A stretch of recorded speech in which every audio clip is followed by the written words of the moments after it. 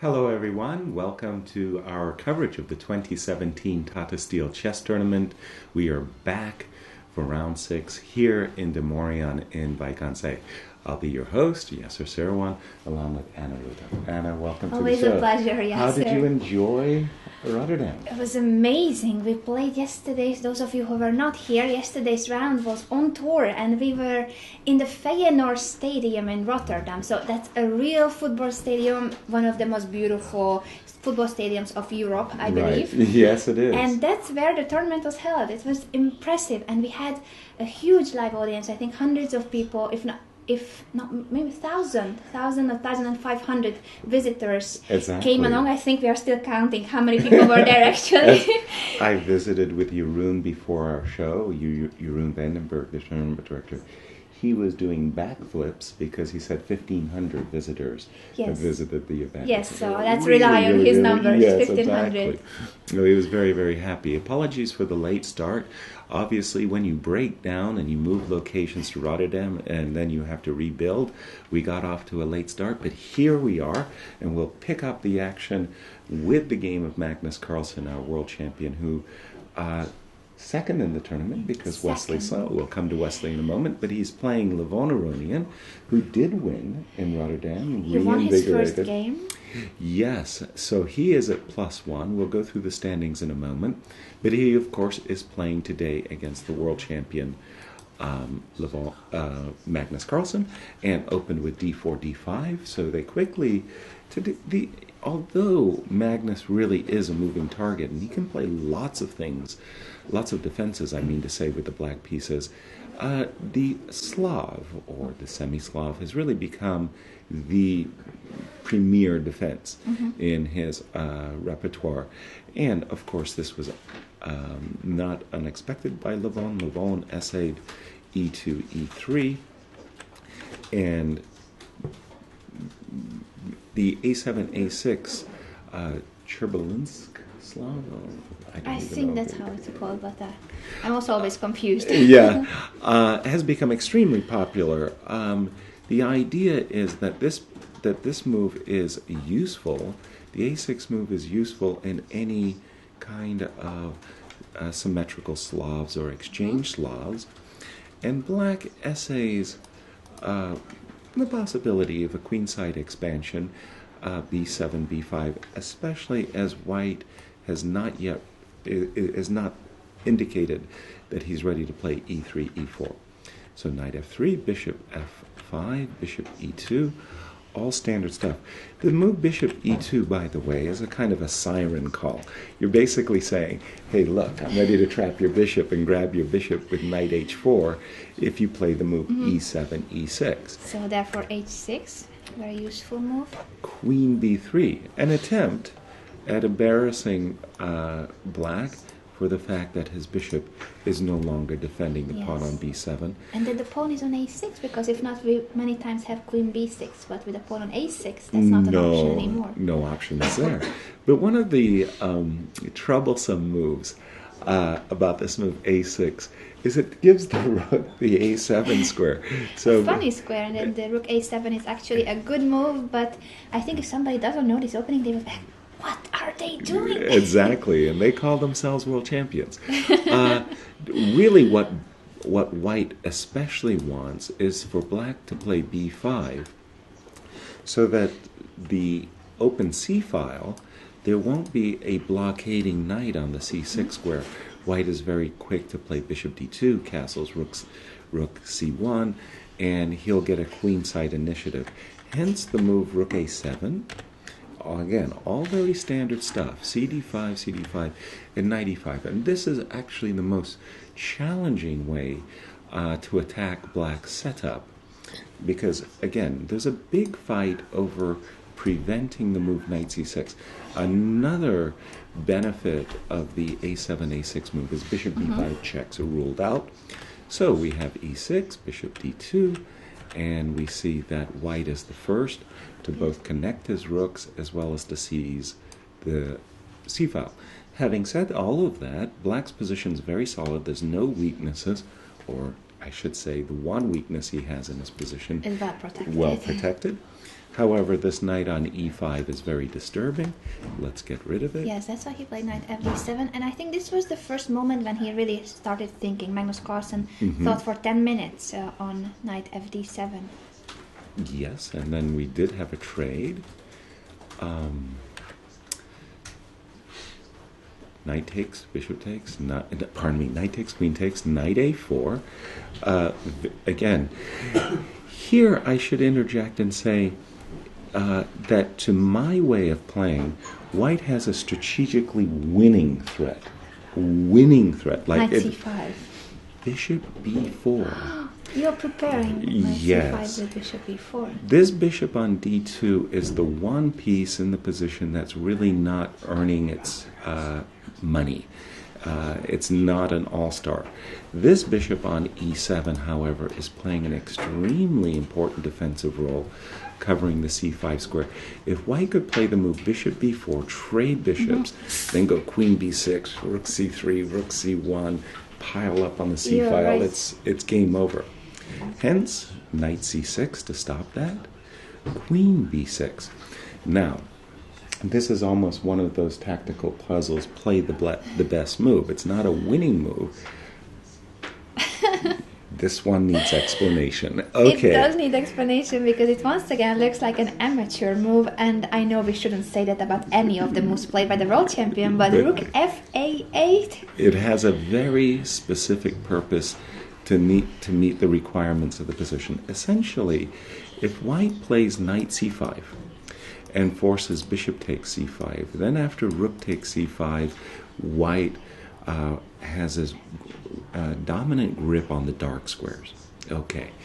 If you play another move, let's play another sensible move for a moment. Rook c8. Looks sensible, right? Except now after knight c5, you have a problem. This pawn on b7 is very, very awkward to defend. Again, if you take. Yep. If you play another move, for example, bishop here, bishop d8, get out of dodge. If you go back with the queen, black is saying, okay, a draw. The problem with bishop d8 is I now play knight c5.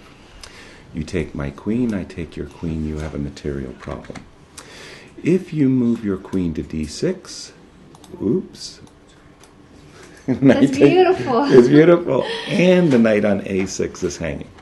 Now, if you go back with your queen to a8, then I'll go back with my queen. I've won the square, and notice that black's pieces are discoordinate. White's plan is very simple.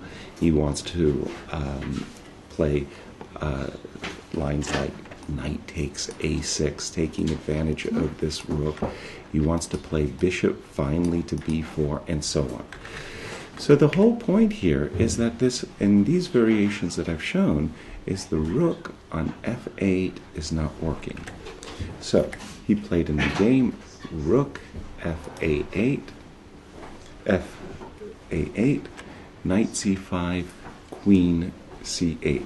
Now, at first sight, it looks like this isn't very pleasant at all. But what is your queen doing here? Your queen looks really kind of like in front of the army. If you wanted to play b4 and a4 and b5, be very careful because you'll end up getting your queen trapped. Bishop d8. And again, for the moment, there's only one weakness in the position. This pawn on b7, it's very well covered. If we had this position and the rook was on f8, we would have knight a6 would work very, very nicely. It's kind of funny that the rook on a8 is needed to protect the pawn on a6. Yes. So he prevents this tactical motive, but at the same time, one might be wondering, what are those rooks doing? Yeah, exactly. Like a7, a8, and what's the perspective for those rooks? Not so good at the moment, but okay, we did see this move a2, a3 because white is kind of stuck for a move. If he goes, for example, rook c3, you might be shocked to discover that you'll end up losing material Remember, I told you that that bishop on d2 really is not the Yes. all-star in the position. Well, here you can see that, in fact, you're about to lose an exchange because the bishop lacks protection. The rook simply can't go. And if we drop back with the rook, hello to my little friend. Okay, so that was why we see this move a2, a3. Basically, black needs to break the situation. Bishop d8, b6 is on black's agenda so that these rooks can eventually get back into the game. But you need to do it in such a way that you don't fall victim to a tactic. Oops, Oh, careful. that was a mouse slip. New variation, you don't fall victim to this. And then again, you're in this very unpleasant pin on the C file. Talk, talk. Oops, that's the wrong one. Talk, talk, and gotcha. Okay, so that would be what black has to avoid. And in the meantime, where else does white play if not for queenside? He's got all of this pressure building, building, building. But if black plays moves like bishop d8, queen b3, a5, he may untangle. For the moment, we can say that white has pressure. Now, And also on the clock, look at the time usage of Magnus Carlsen. versus Levon's, yes. 11 is 140. All 140 preparation. 140.38, it means that he's actually added. Yes, he time added from some the time very- to his clock, and from the- Magnus Carlsen has used almost 40 minutes already. 35 Wow. minutes. Very intriguing. Now we're all set. Let's take a look at the tournament standings as well as the pairings. Wesley So grabbing the lead. Yes. 2016 was a breakthrough year. 2017 has certainly started well for him. 4 out of 5. He still Because hasn't lost a game since the 16th of undefeated. July. the streak is intact. Pavel, our tournament leader at the start, who raced off to 3.5 out of 4, dropped a game to Levon Aronian yesterday. So he is tied for the second with +2 with Magnus Carlsen. Levon at +1. Anish Giri, the most unlucky player in the tournament. He Yes, just so many good positions. And Actually, he- winning position the day before. Yesterday too, it seemed so much that he will get the full point finally. Yeah, and I was so proud of him playing the Karo Khan. Indeed. You play for a win. Yes. You have to play the Karo Khan. I'm a Karo He Khan did fan. it. So, You are. but yes. So that was a Hari Krishna, Pentala losing, dropping to 50%. Iwit 50%. Dmitry Andrekin, he has a very, very quiet tournament, all draws, but in some ways he's kind of in a cruise control mode. He looks almost untouchable. Sergei Karyakin, big. What a surprise. What a shock. That game yesterday, Yes, I mean, Adiban playing the French defense for the first time of his life, right. and he wins. Yeah, Against Karyakin. And in style. He won a beautiful, Definitely. beautiful game in style. And the pairings. Let's go to some other games. As we'll bring up our pairings in a second. Aronian Carlsen, Giri Nipo, Report Way, Vanueli Andrekan, Hari Krishna, Wojciech, Adibanso, correct. Eliana Karyakin. A big game there, Eliana Karyakin. Yes, true. I And mean, also Aronian Carlsen, if Yes. you remember how many times they've won already here in Vaikansee. So Right. Aronian has 4 tournament victories and Magnus 5. Aronian can catch him if he manages to win this year. Exactly, in this game, yes, exactly. So let us go to the game between Pavel and Sergei. And, looks like a Berlin. A variation of the Berlin that Magnus did not want to allow in the World Championship match. Magnus, I thought this was kind of funny, actually. Anish Giri also thinks it's funny. Have you seen him? He's just smiling. Who was that? Anish Giri. Yes. Also at the beginning of the round, he was in a very good mood, especially when he saw the opening on Adiban's board. But we should go to that game later on. Okay. Castles was the line that Magnus played on 2 occasions, I believe. That was that kind of funny game where it was like knight, castles, knight, bishop, rook e2. Yes. Yeah. Instead of rook e1. Magnus Carlsen's mouse slip on the board. Exactly. And then his next move was to take it back. That didn't happen. Today, Pavel played d3, bishop c5, bishop takes c6. This has been trending. This is It seems kind of strange. They used to play the exchange variation after a6. Mm-hmm. Instead of waiting for a6, they take right away. White does it for a very clear purpose. The point is that now with the move queen e2, now we're defending f2. We don't have to worry about queen d4, so the pawn is hanging.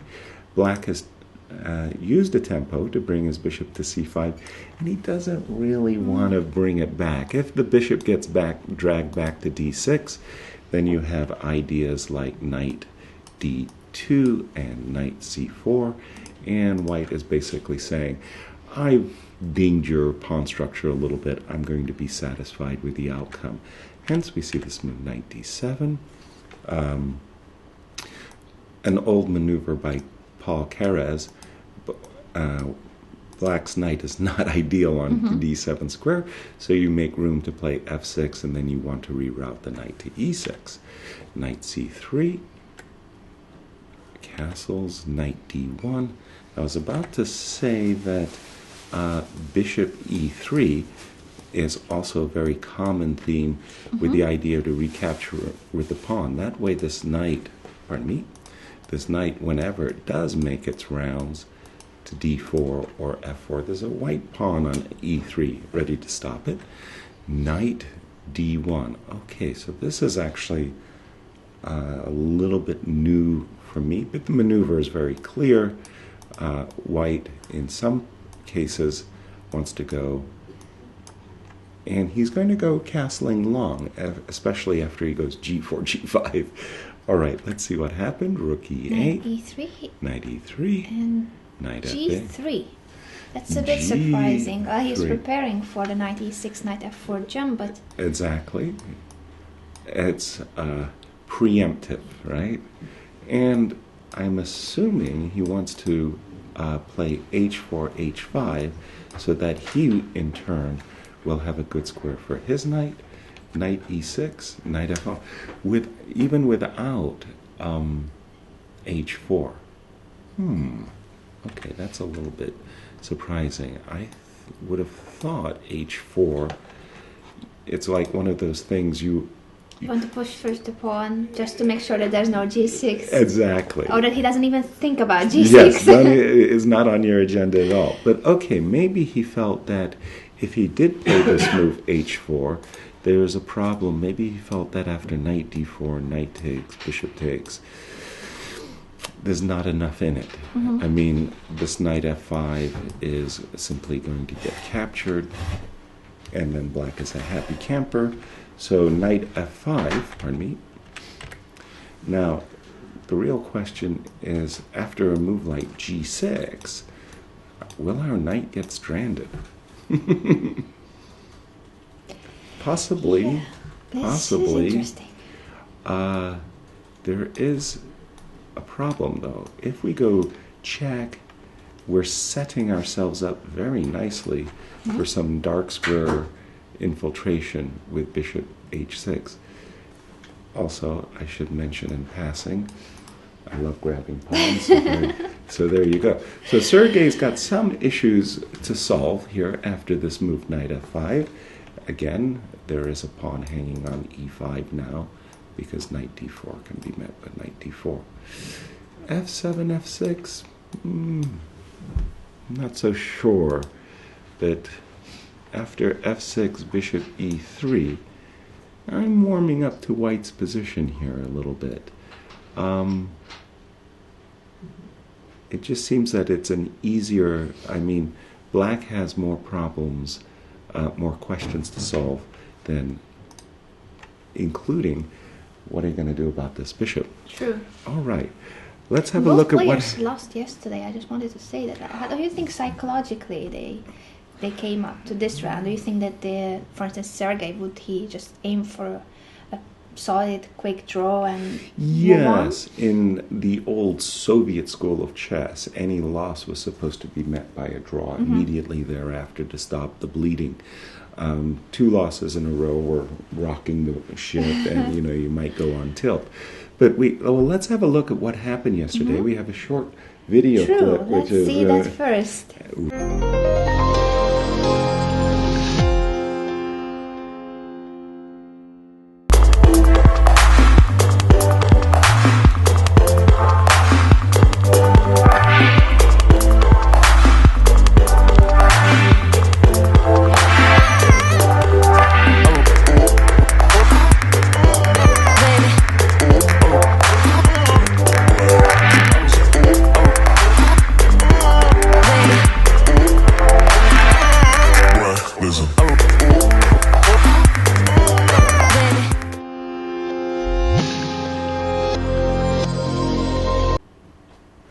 Well, so much for our extended break. That was actually a shorter video clip than I expected. But that stadium is really an impressive, world-class stadium. Let's turn to the game of our tournament leader, Wesley So, who stands in excellent with 4 out of 5.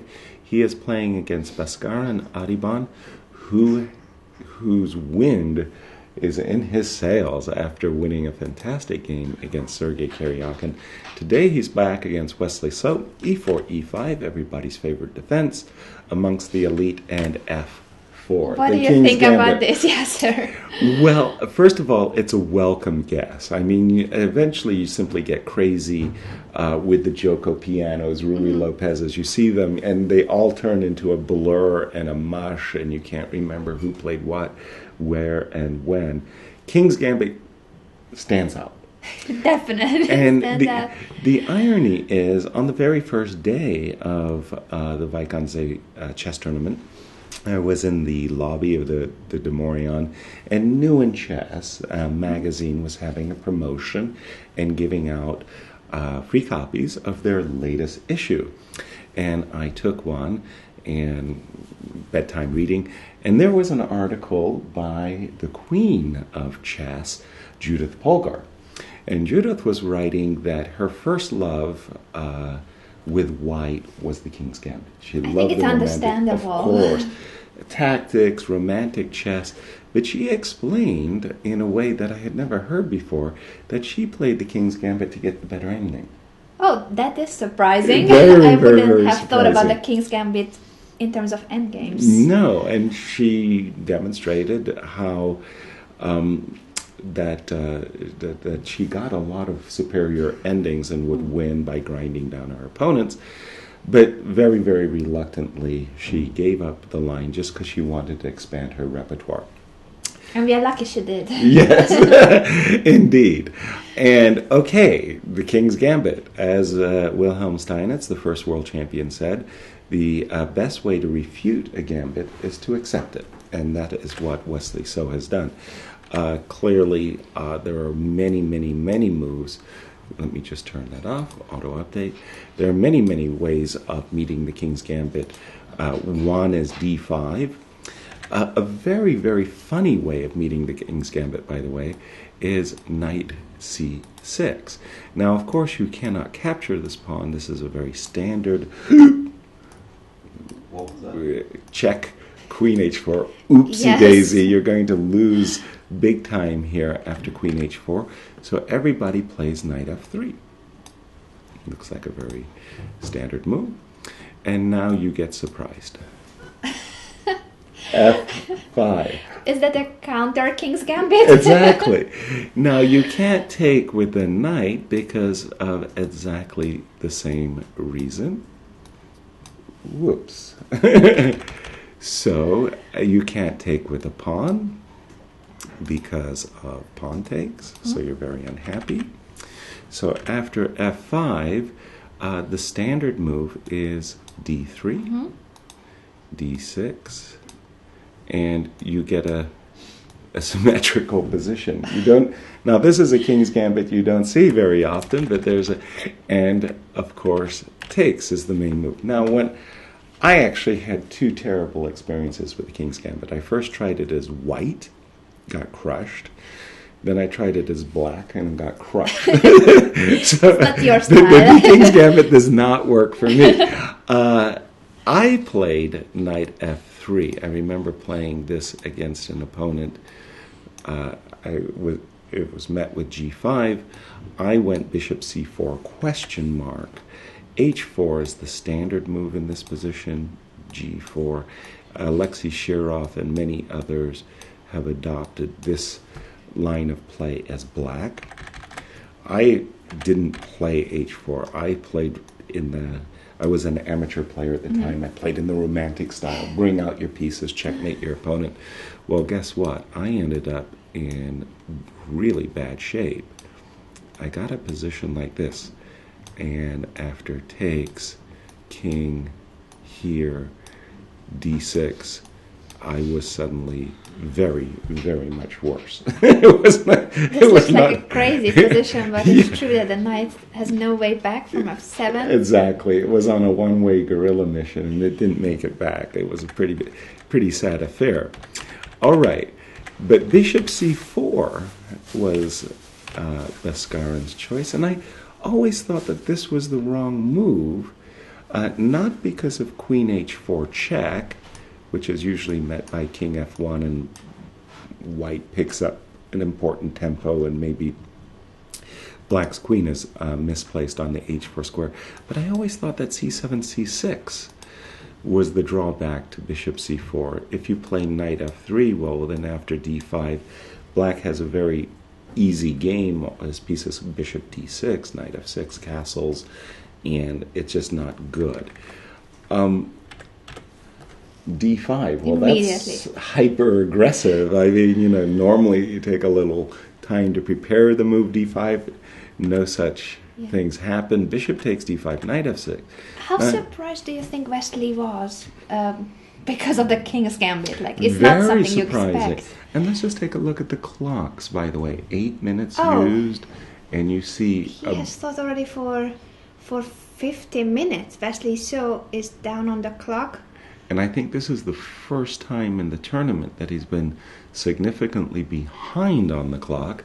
And that already is an indication that, well, Adiban just hit home with the kind of the perfect second move here, as it does appear that Wesley, I mean, he probably looked at it 10 years ago, the King's Gambit. Maybe, decided and he's trying that, to remember, but how difficult it is, because absolutely, he might have, I guess his main preparation is, the standard openings, the Rui Lopez, the Giocopiano, and so they look at it each and every time, and it's in their blood, basically. Right. But the King's Gambit is not something that you want to refresh each and every time, because nobody plays it. Nobody plays it, so why spend a lot of your time looking at something that you never receive at the board? Guess what? Now we know that it has to be done. Yes. Knight takes d5, knight takes d5. Now this is already a tricky moment. I am confused, to say the least, here. What do we know, or what do we think about this move? Queen h4 check, king f1, bishop d6, knight f3, queen back, d5. This all looks quite... d4, and you want to play e5. Or how's this line, actually? Yeah, I want to just take this pawn. Just simply taking it. Just simply taking a pawn.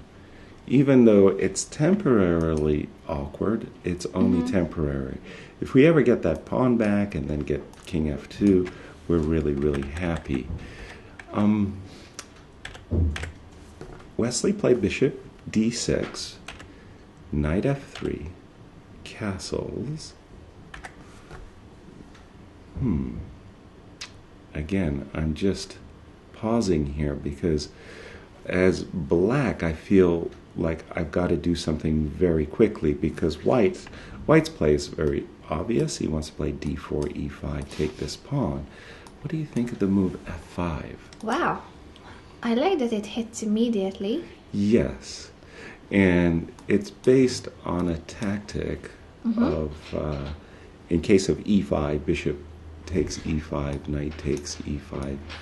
And, well, I won my pawn back. It's about, it doesn't look too terrible. f5, d3. Well, at least in this case, I'm a kind of a happy camper because after takes, The f4 pawn is finally protected. Precisely. Somewhere around here, Wesley needs to improve because after castles, well, White's plan is clear. He wants to win this pawn. Rook e8, e5. Still e5. Well, f6 would be the first move to attract my eye in order that I will disturb a little the white king. c6. That's a bit strange. That strikes me as a very awkward move, a move that black would much rather avoid, principally because you're stepping on the square that your knight wants to be, and you want to play maybe c5. Yes. So, for example, after a position like bishop back, let's just put some moves on the board. Oh, excuse me. You can imagine that in this kind of position, you're trying to force the action. You want to accelerate the play, trying to take advantage of the fact that, well, at least White's king is still in the center. c6, knight takes f4, now f6. Okay, Did he knight go to for d3. c6 because he wanted to play queen a5 at some point, like taking on e5 and then queen a5? I just tried to understand why this c6 is useful, because in every line we wanted the knight on c6. The knight could be hanging on d5 if you move the bishop, if you play bishop e6. So for my understanding, the c6 is not so useful unless he wants to place the queen on b6 or on a5. Maybe. Let's have a look and see how the game did develop. We are now up to date with the game. Let me turn Yes, on. knight d3, the last move. Indeed it is. Adiban is up on the clock, way up. 45 minutes left for Wesley So, and twice the time for Adiban. And it's just incredible to see how bold he is with his opening choice, because yesterday he plays the French defense for the first time of his life against Sergei Karyakin. Right. And he explains that, yes, that was the first time in my life I played it, and I just wanted to get my first victory so badly. So, he decides to play the French against Sergei Karyakin, who did not lose a single game against Magnus Carlsen in New York for 9 games. Right. And he chooses Sergei Karyakin as the target because he wanted to get his first win. Fantastic. Well, I must say that what makes the win, Beskharan's win yesterday even more impressive, is that in the World Championship, it's not there all the time, but periodically even Magnus does play the French defense. Yes. So Yeah, there was some World exactly. Championship preparation. He should have had something prepared against it. You are right. Exactly. So where was it? Where was it? Well, whatever it was, it didn't work out very well. Okay, so obviously Wesley is really considering his options here. And let's see what he's suffering through. Well,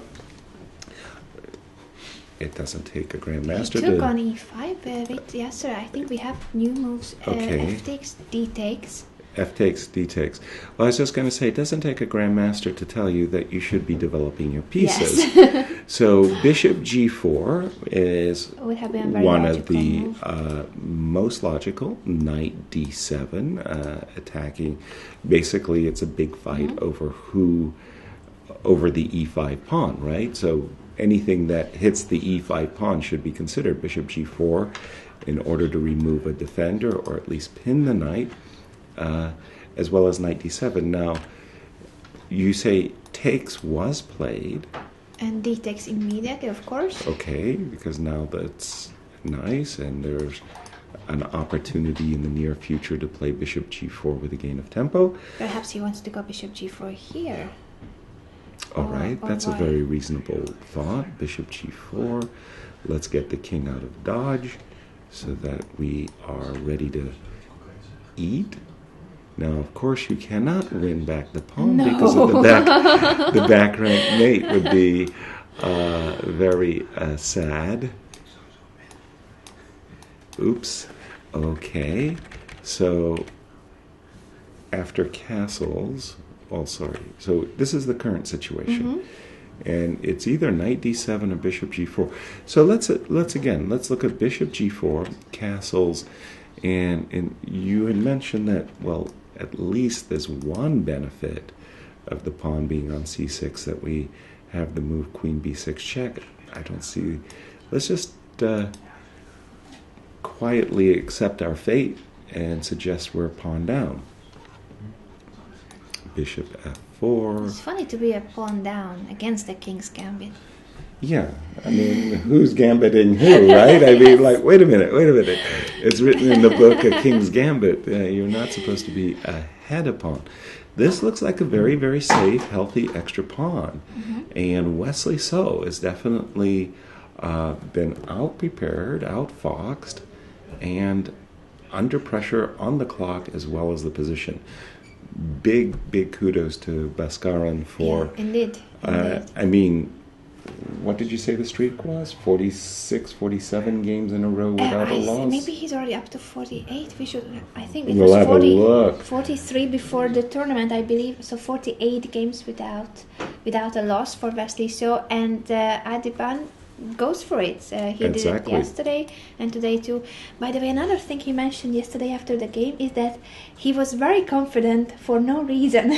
He explained in his words. He said, "I was very confident for no reason." For no reason. So I think he's doing the same today. I must say that it worked out well for him. Well, if you're going to have, if you're going to go up against these world-class guys, I must say, confidence is crucial. Let's have a look at, unfortunately for our Dutch fans, Lope van Velde, he's been having intriguing games, fighting games, but somehow he seems to be always on the wrong side of them. Yes, somehow. He's played a mix of, let us say, aggressive play with some passive play, and that mix, however it's working, has not worked out very well. Today he plays against Dmitry Andrekin. Dmitry has, as mentioned at the top of the show, drawn all of his games. A7, A6. I've played Dmitry a number of times online in Blitz. Oh, really? Yes, and he's a big fan of this move, A7, A6. I mean, I'm sure Victor Korchnoi would be rolling in his grave if White were to play A2, A3 here and play like a Petrosian line. The idea behind the move D5 is severalfold. First of all, in some cases, he wants to play C5, D5, takes, and like a Benoni you get in the move B5. Very good. In other cases, he wants to play the move D7, D5, take this pawn, and then immediately go B5. Also very good. So, knight C3. And finally, and lastly, and I think that's an important point to mention, G2, G3, if you try to play a Queen's Indian defense, Catalan, you have to compare this move, B5, Bishop G2, Bishop B7. So it's kind of like a Queen's Indian, except what the heck is this pawn doing here on B5? It wants to take a pawn, and you don't want to take this pawn because you're just simply helping this rook develop its way into the game, and you're losing control over the D5 square. So Luke very properly played the most consequent move, knight C3, and now D5. And again, Dmitry is basically saying, look, don't pay attention to me. I'm just wanting to play D takes C4 and play B5. So Luke took Bishop G5, and now another intriguing point. So you think, okay, Queen's Gambit declined. If And black what is the pawn plays doing on a6? If you go right, c6, it might be weird, but in other positions, like in isolated pawn position, right, it could be a different story. right, and the a7 a6 is a waste of tempo. But now comes this move bishop e6. So in a Queen's Gambit declined, basically what black is saying is I'm not going to play the move c7 c6. I develop my bishop, I defend my pawn, so you're not going to rupture my structure with bishop takes f6, e2 e3, queen b3 is a deserving move because you're looking at these kinds of possibilities, and it's not because of rook a7. This is not the position. No, this is not a position for rook a7.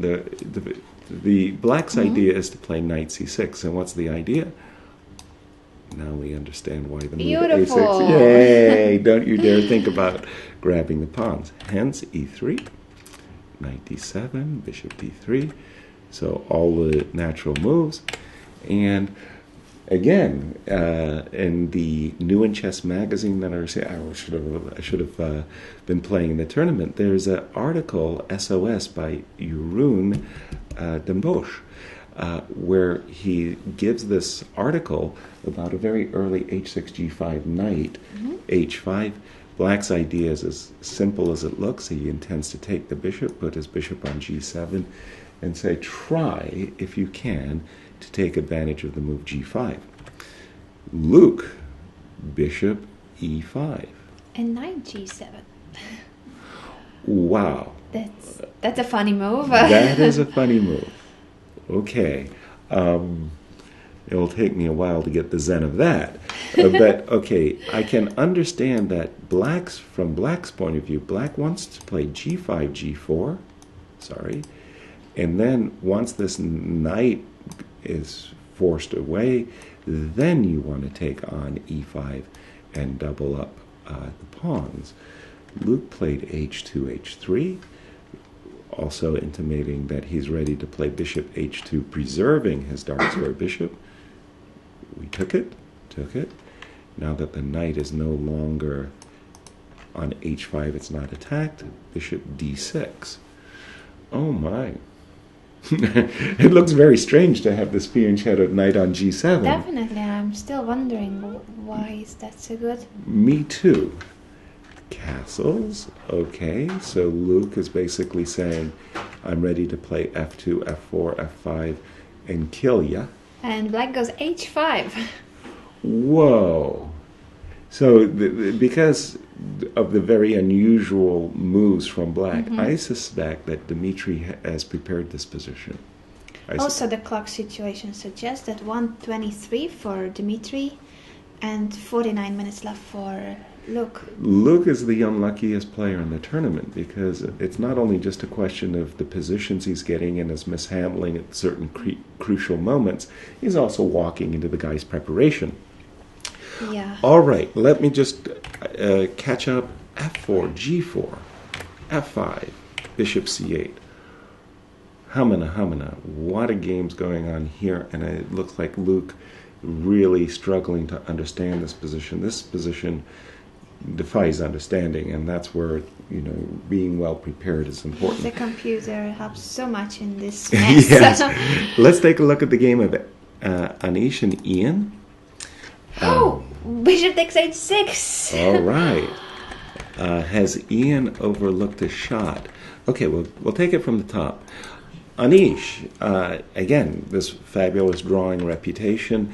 It seems no matter how big an advantage he gets, he can't score a victory. He, however, has been spicing up his repertoire a great deal, and e4 has become a crucial part, as have Sicilians, and now that he's got the Caro Kann in his repertoire, well, that's really serious. A6 and g3. And g3, okay. We see the Najdorf being refuted by a3, g3, h3. H3. Pawn moves, only pawn moves. Yes, no bishop g5 in this tournament. e5, the standard reaction to g3. Knight de2. Very positional line as white simply seeks to play the move bishop g2, followed by knight d5.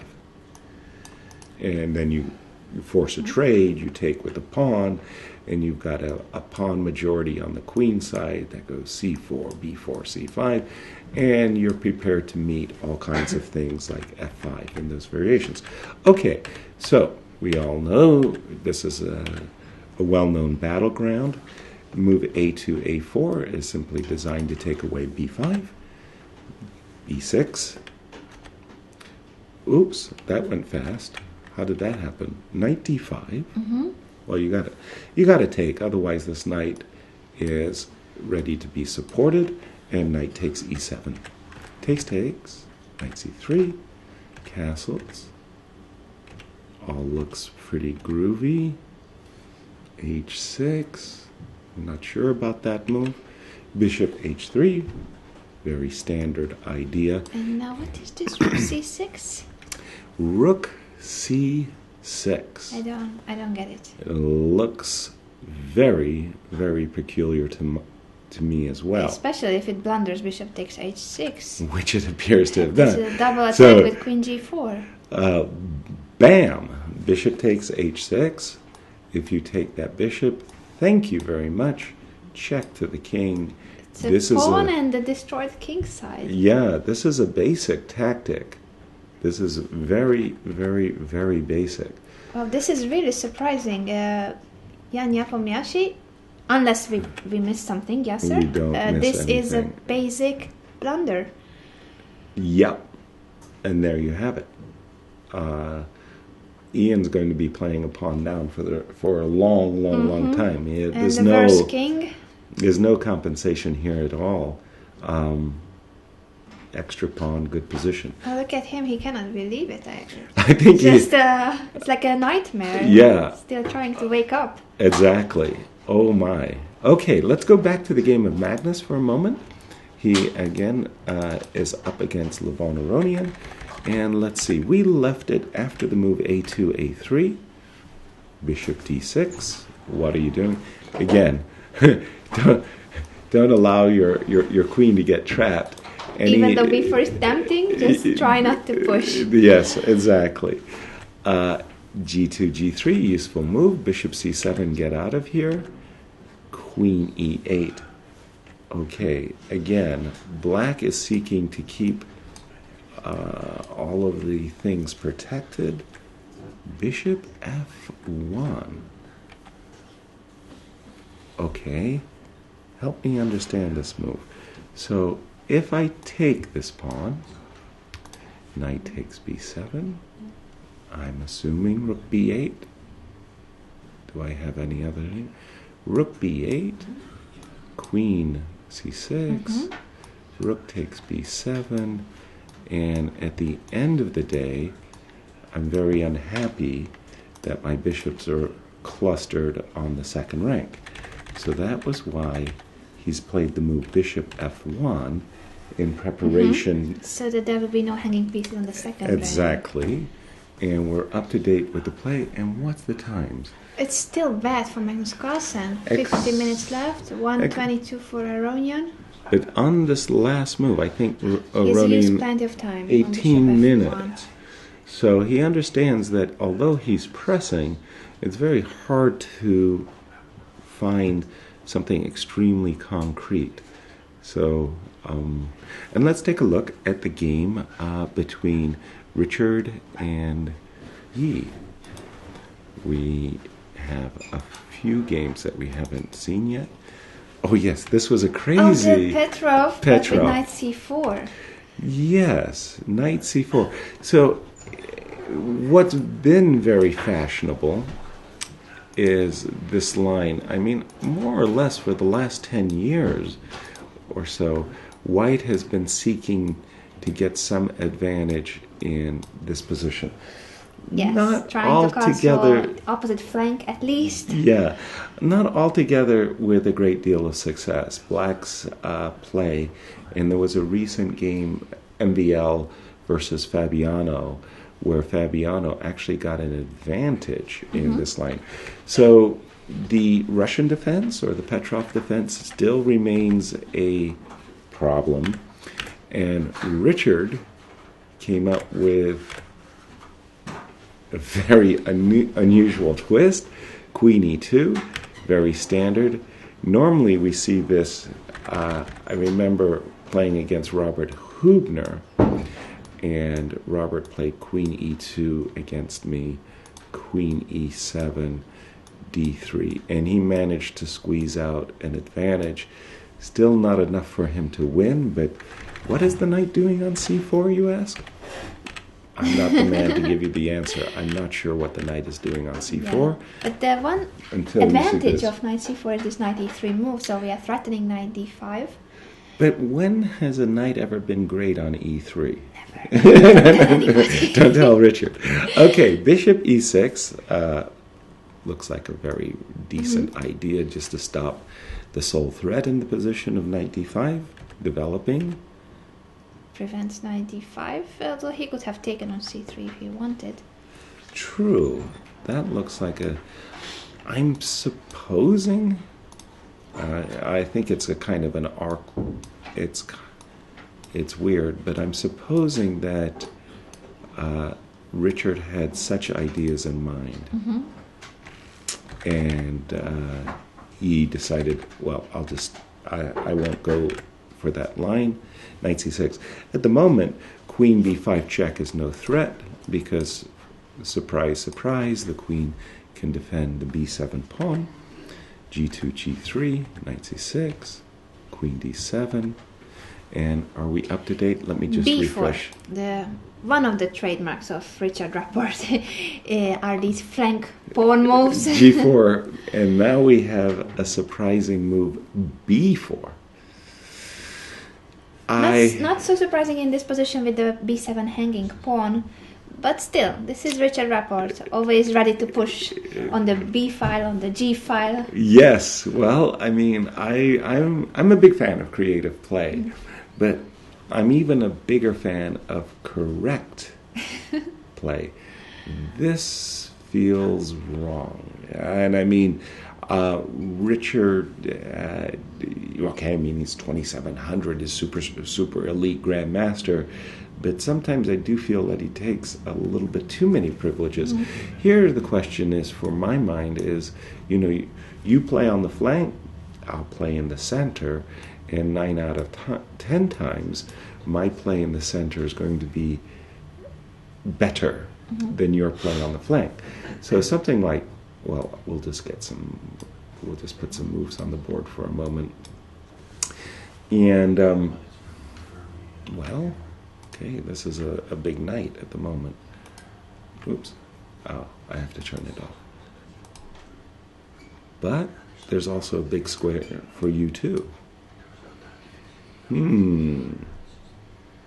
Once again, a very creative position for Richard Rapport, that he almost always gets these kind of positions where at least it's not the usual setup. Exactly. Well, I must say, in this particular case of Richard, is he's at home in such positions, and a bit of a gambler, a little bit of a swashbuckling gambler, and sometimes that will pay off. I mean, Alexei Shirov is this high wire trapeze artist.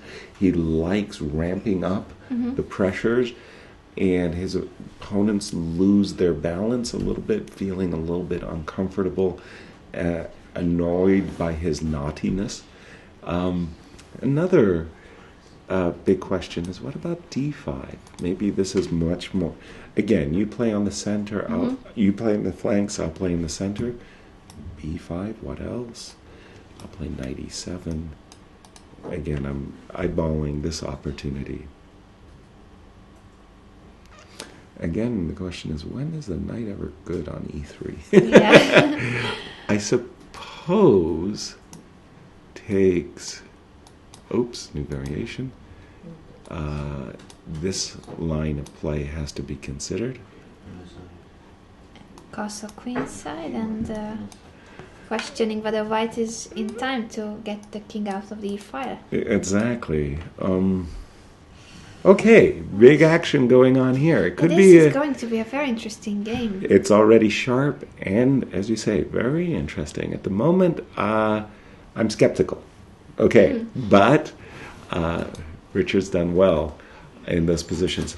We haven't seen the game between Pentala and Radic. Let's take it from the top. No King's Gambit in this one. Not this time. Not this time. Oops. Oh, they I have played to several moves. Let's just go through it. Okay, so we have Rui Lopez. Rui Lopez, Rookie 1, okay.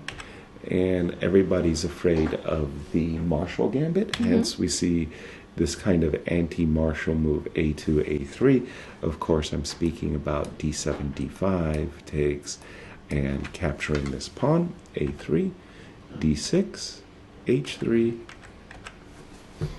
It makes a strange impression to see this Chigorin pawn structure where black plays Queen C7. Oops, where black plays Queen C7 and every one of white's pieces. I mean, if you put the bishop on, yeah, it's like a Fisher random. You haven't moved any of your pieces yet, guy. Come on, what are you gonna? What's up with that? Knight C3, yay. Finally. Development is still important. Knight C6, not a bad move, of course. I think, to my way of thinking, the more challenging move here is Bishop E6. White's going to have a hard time proving advantage here. Let's go back. Knight C3, Knight C6, D3, H6.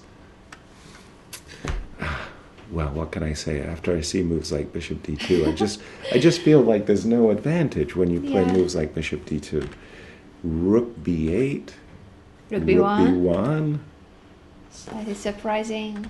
Again, for me, I suppose that Radic is not playing the direct Bishop E6 due to Knight D5.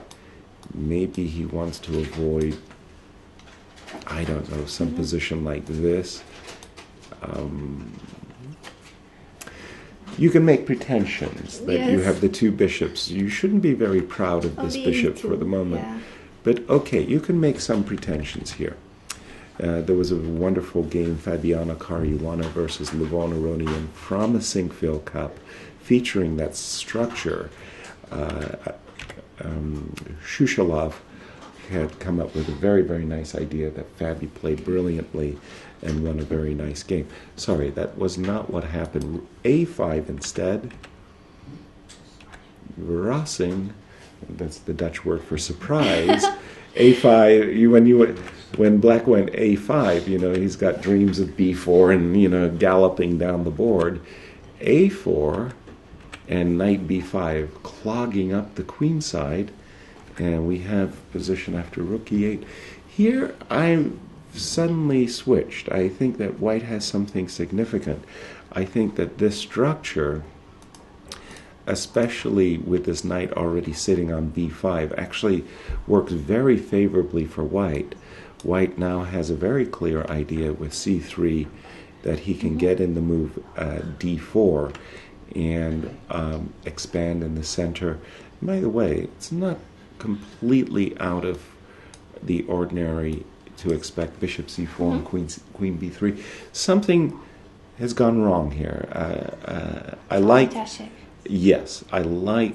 white's position after this early expansion.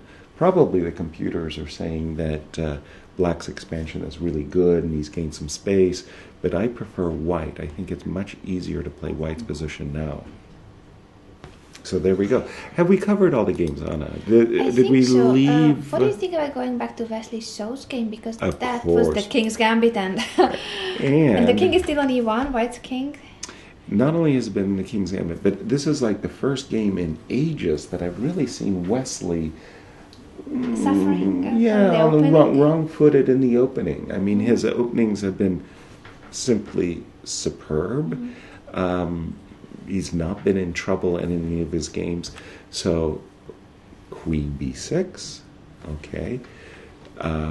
Making a virtue of this move C6. Not allowing castle king side. Exactly. And Queen E2 was played, pardon me. So, not only preparing Bishop E3, which threatens by closing the e file, bishop e3, but also giving us the option of castling long or short. Bishop f5, bishop e3, queen a5 check. Whoa. Okay, this is really a... It's very concrete. this is very concrete suddenly. Okay. Now we have to make a decision. Okay, I don't like the move c3, but that's actually maybe not so bad either. Okay, let's just play the direct. Bishop d2. What do you think? Queen b6, queen b5, queen a4. Almost all queen moves have something to be said for them, even queen a6. This is actually kind of funny, right? Because you've got all of these moves. We have a tweet from Hans Yes? G. Hans, what's he say? Is the King's Gambit going to... Can't see the entire Yeah, well, our audio mixer, we've got this really great thing on the... is the King's Gambit going to be the anti-Berlin weapon against the anti... No, it's not. It's not. The problem with the King's Gambit is once the players refresh their memories and they go... the King's Gambit is one of the oldest lines in our notebooks, and... You know, you can't have 200 years of chess without analyzing some of the lines to death. My understanding is that if Black wants, and he's analyzed all of these really, really sharp lines, they're virtually exhausted to a forced draw. So that's why it's a surprise weapon, a good one. Very good surprise weapon, but it cannot be repeated in the next couple of years for Adiban at least. Right. you can't sit there and say, that's my sole way of meeting e4, because I agree. People are going to line up go to for beat you.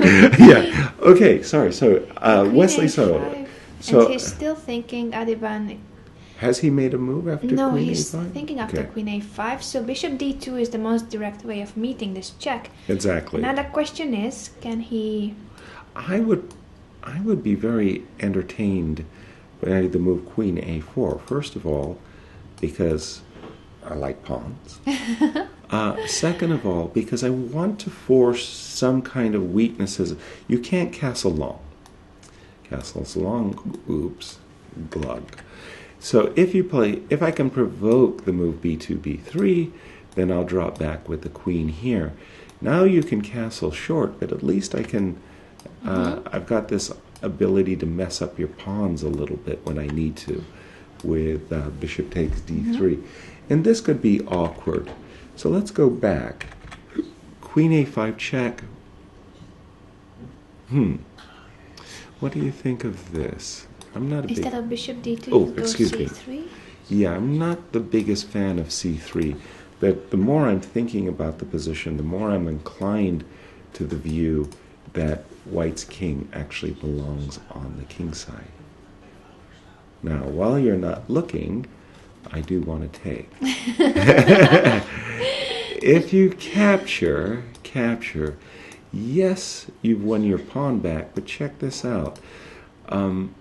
Knight g5. The black king is very lonely on g8. Very, very lonely. There's not a lot of palace guards over there. There's lines like queen c4 check as well. I'm thinking that this is not something that you want to really entertain. If you move the bishop, yes, a decent move. Castles. Knight d7. Now, how can I get some tricky queen c4 check in the position?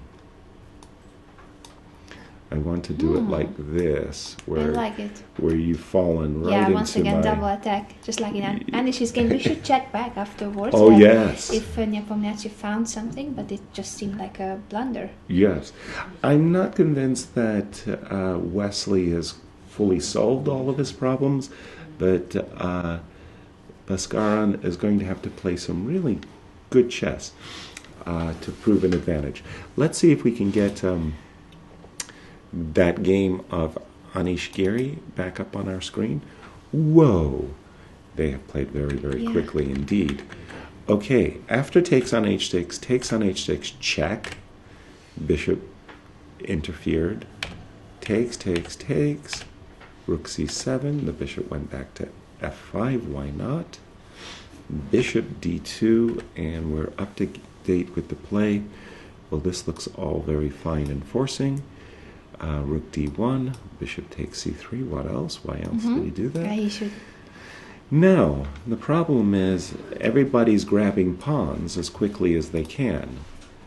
1, 2, 3. Yeah, too many on the same rank. They're falling like bowling pins, and I only count 1 and 2. And considering that you're starting a pawn behind, maybe black has to take out time for the move rook d6. But then white can go for the b6 pawn. Coming the other way. Pawn up for Anish. It's And true it's that a good pawn. this pawn structure, c2, c3, they are weak, but the b6 and d6 pawn as well. Exactly. Well, no, we're not talking anywhere close to equality. We're just wondering if there's a forcing win or not. Ian's really going to have to. It's going to be a long afternoon for Ian. And we shall see if Anish Giri can score his first win after so many winning or close to winning positions. Yes, very, very frustrating. We're going to go on a break shortly, but we want to check in with our world champion.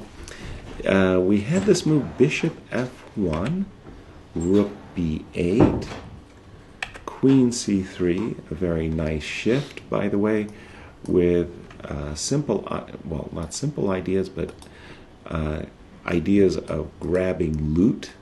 Knight takes a6, knight takes b7, bishop d8. And it's on the board. Knight takes a6, b takes, queen takes c6. Yes. Will it peter out to a draw? Or this is still... It's white. White is still having the fun. It's a very forcing, grabbing. But I like white's position after bishop e1. The moment I was saying that, I was going to say bishop b4. I was going to say bishop b4 too, so I'm surprised about bishop e1. I think everybody's... So bishop b4, I mean, Yeah, normally... why not? Rook c8. Rook c8 the rook is idea. weird now. But bishop e1... Okay, What was wrong about bishop b4? He was afraid of a5? I think he would have Just rook actually a8. dropped back with his rook. So why the bishop on e1 is better than on b4? I don't know. By the way, a6 pawn is hanging, right? So I don't get the move bishop e1. he must have felt that bishop b4, a5. Line, bishop c5, rook a8. No, yeah, this way. Now the bishop maybe is stuck. And disturbing the c5 rooks. Right. Okay, so That's deep because it just feels like the natural square for the bishop. exactly. So let me just cancel, and we go back here. Bishop e1. Okay, new main line. Times again. 1 hour and 13 minutes for Aronian still, and Magnus Carlsen 43 minutes. So that's a huge time difference, not in favor of the world champion. Well, exactly. And the world champion's facing a problem with the board. The way I see it, white actually has two threats. Threat number one, gift me the pawn. Threat number two, maybe much more serious, give me the bishop. So, and Magnus bishop e7. So returns the favor, and now offering the pawn. Now we ask the question, what are you going to do if I take the pawn? And drum roll, and the answer is, I don't know. Looks like a very good pawn to me. It does look like, especially supported by this a1 rook. All we need to do is push the a pawn. And life is very good. The bishop on e1, by the way, actually has is going to perform a very beautiful surface. Don't think that you're going to double and somehow take this pawn because the bishop on e1.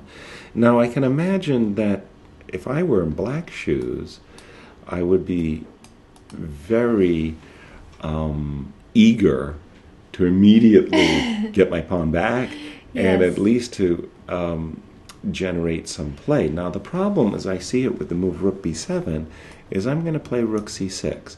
With or without a check, by the way. I don't know if your king... There are good reasons to keep the king on g8. If I promote, I want to promote with check, right? So there are good reasons to do it that way.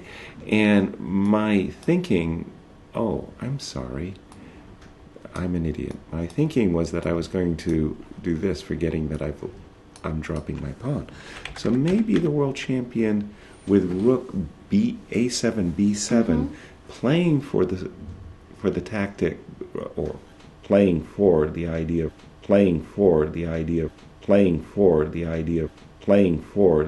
very good move. I don't see how. And that's why Levon and Runyan is thinking whether to capture the pawn. Well, yes, maybe he can capture it in a different way. Sorry. Yeah, bishop takes, preventing rook b7. That could be it. Bishop takes a6, preventing, as you say. I'm a little bit worried. I'm worried about the bishop. Yeah, this rook. I was going to say e5, so that bishop d7 is a big threat. Precisely. I have a tricky. and then it means that I just weaken my pawn structure. Right, I do have a tricky way of meeting, but at the moment the pieces look a little bit awkward for white. I don't know if I can exploit this. Can I go bishop c2, bishop a4, and if you cannot move the bishop because the a3 pawn is hanging. Exactly. So you can you couldn't get my rook from with the bishop coming to d7. So you're. But wait, Yasser, because there can be tactical motives about the check on c8 and capturing on c2. So nice. Although the a6 bishop is hanging too.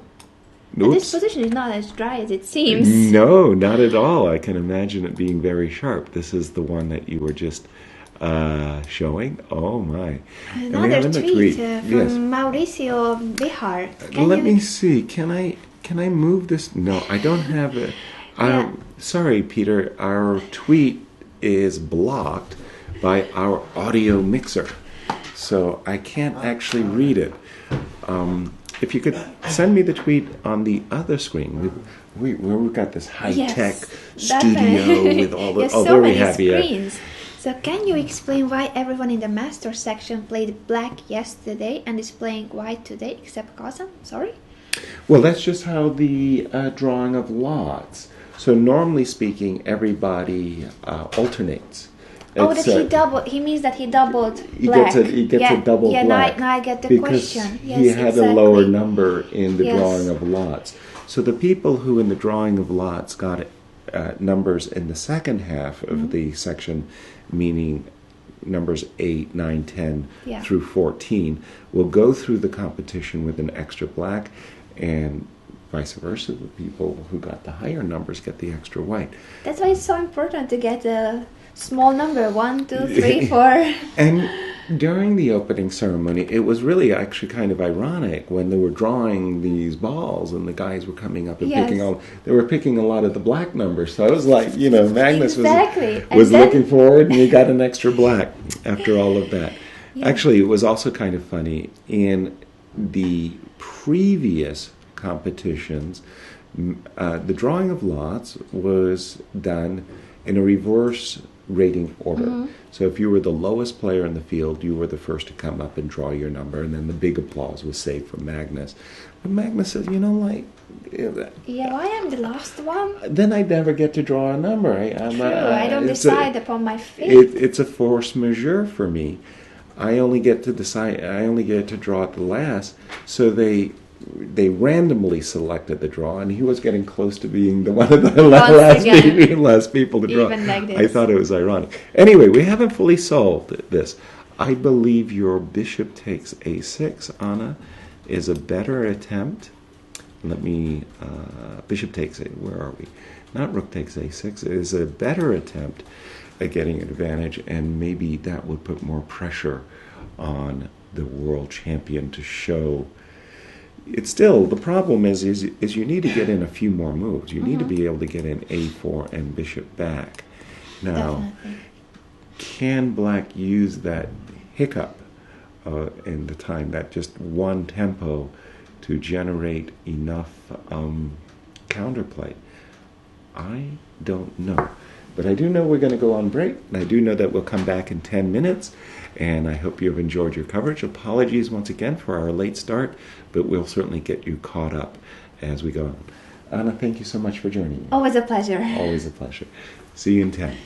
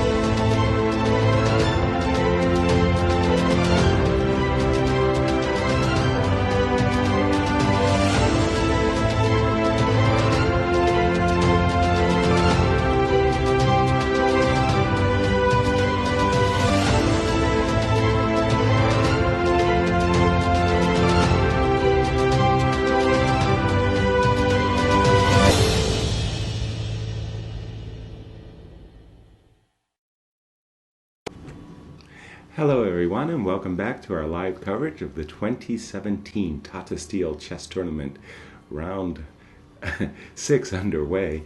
We have had our first result of the round. It was a draw, the game between Levon Aronian and Magnus Carlsen. And when we had left it in this position after rook takes b2. Anna Rudolph and myself, we were looking at the position after bishop e1 and bishop e7 by Magnus, and how to capture this pawn on a6. Should we capture with the bishop? Should we capture with the rook? The problem was that when we captured with the rook takes a6, which turned out to be Levon's choice, we found very good counter-attacking chances after this move. Rook on a7 to b7. Essentially, white has a problem on his first rank, as black is ready to play the move rook b1, and these two bishops on the first rank are both quite vulnerable. Levon, recognizing that, played the move rook a6 to c6, rook b1. There was a trade of rooks, and we reached this position and stopped and said the game is a draw. In fact, the players played one more move, rook b1, and a draw was agreed. So both players keep their respective scores, +2 for our world champion, who stands in second place, and +1 for Levon Aronian. Two of our big Tata Steel tournament winners.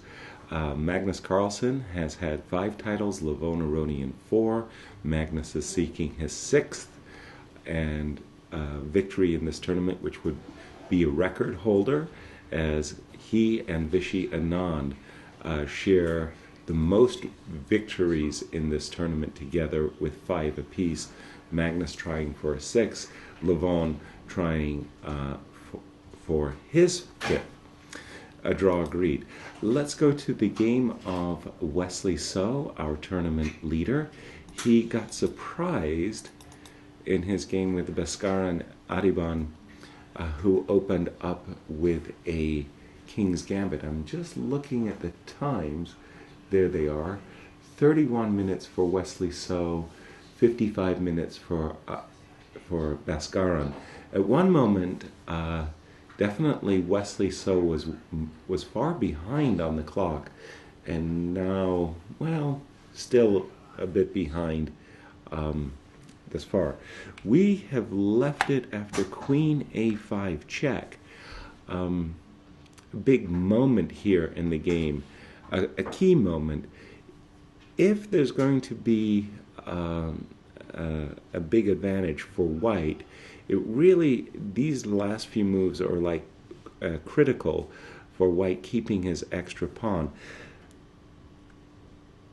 Bhaskaran played c2, c3, and there's something about this move that I simply did not like, and that something is painfully obvious when you start to look at this this knight on d3, which is being attacked by this bishop.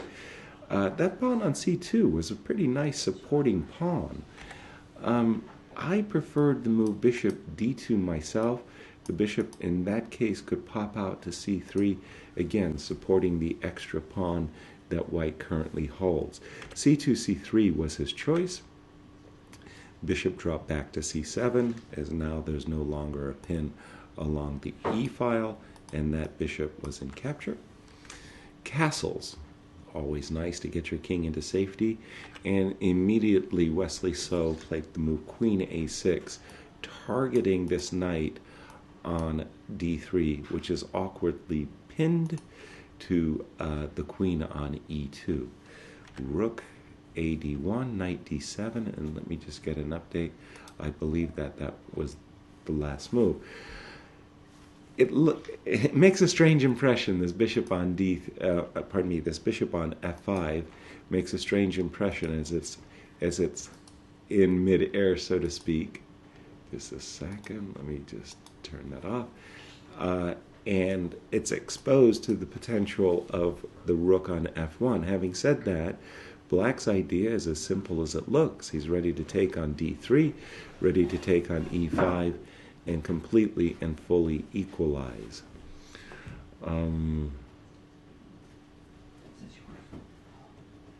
Also, I just feel this very awkward pin along the this diagonal.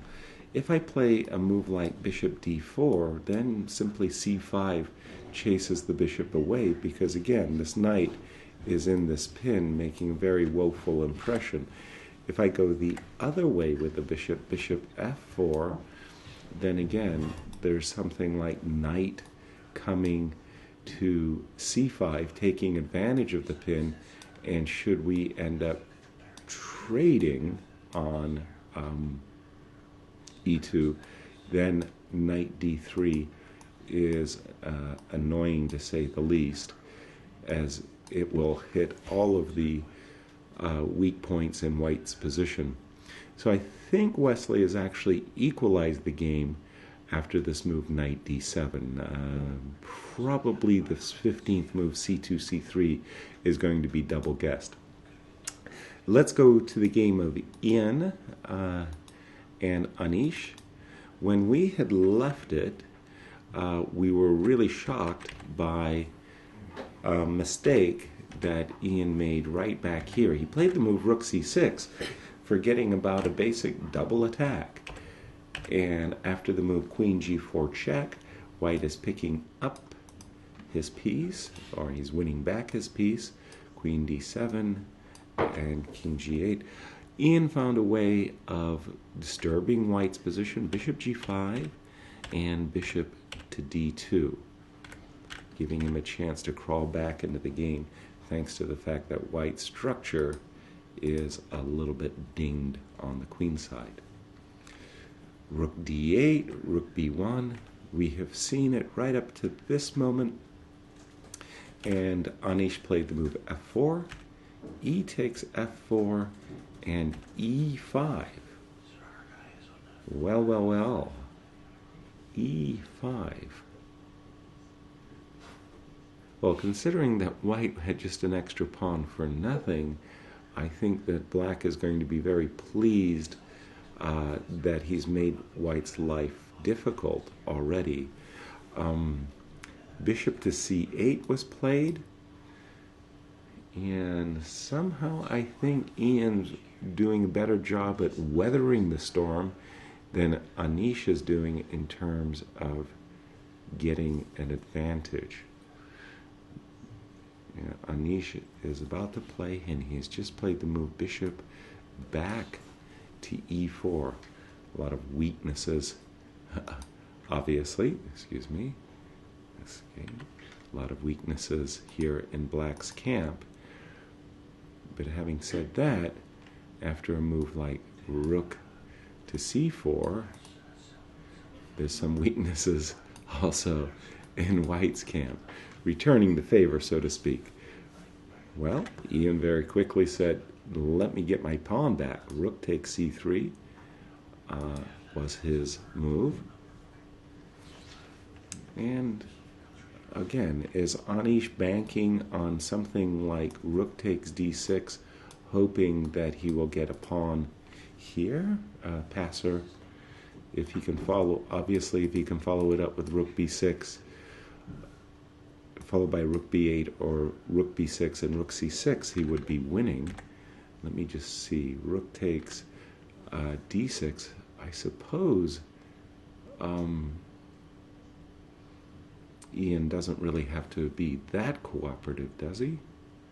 Maybe something, I don't know, like just get the rook out of the way for a moment so that in case of captures, we can be our most annoying best with the move rook c4.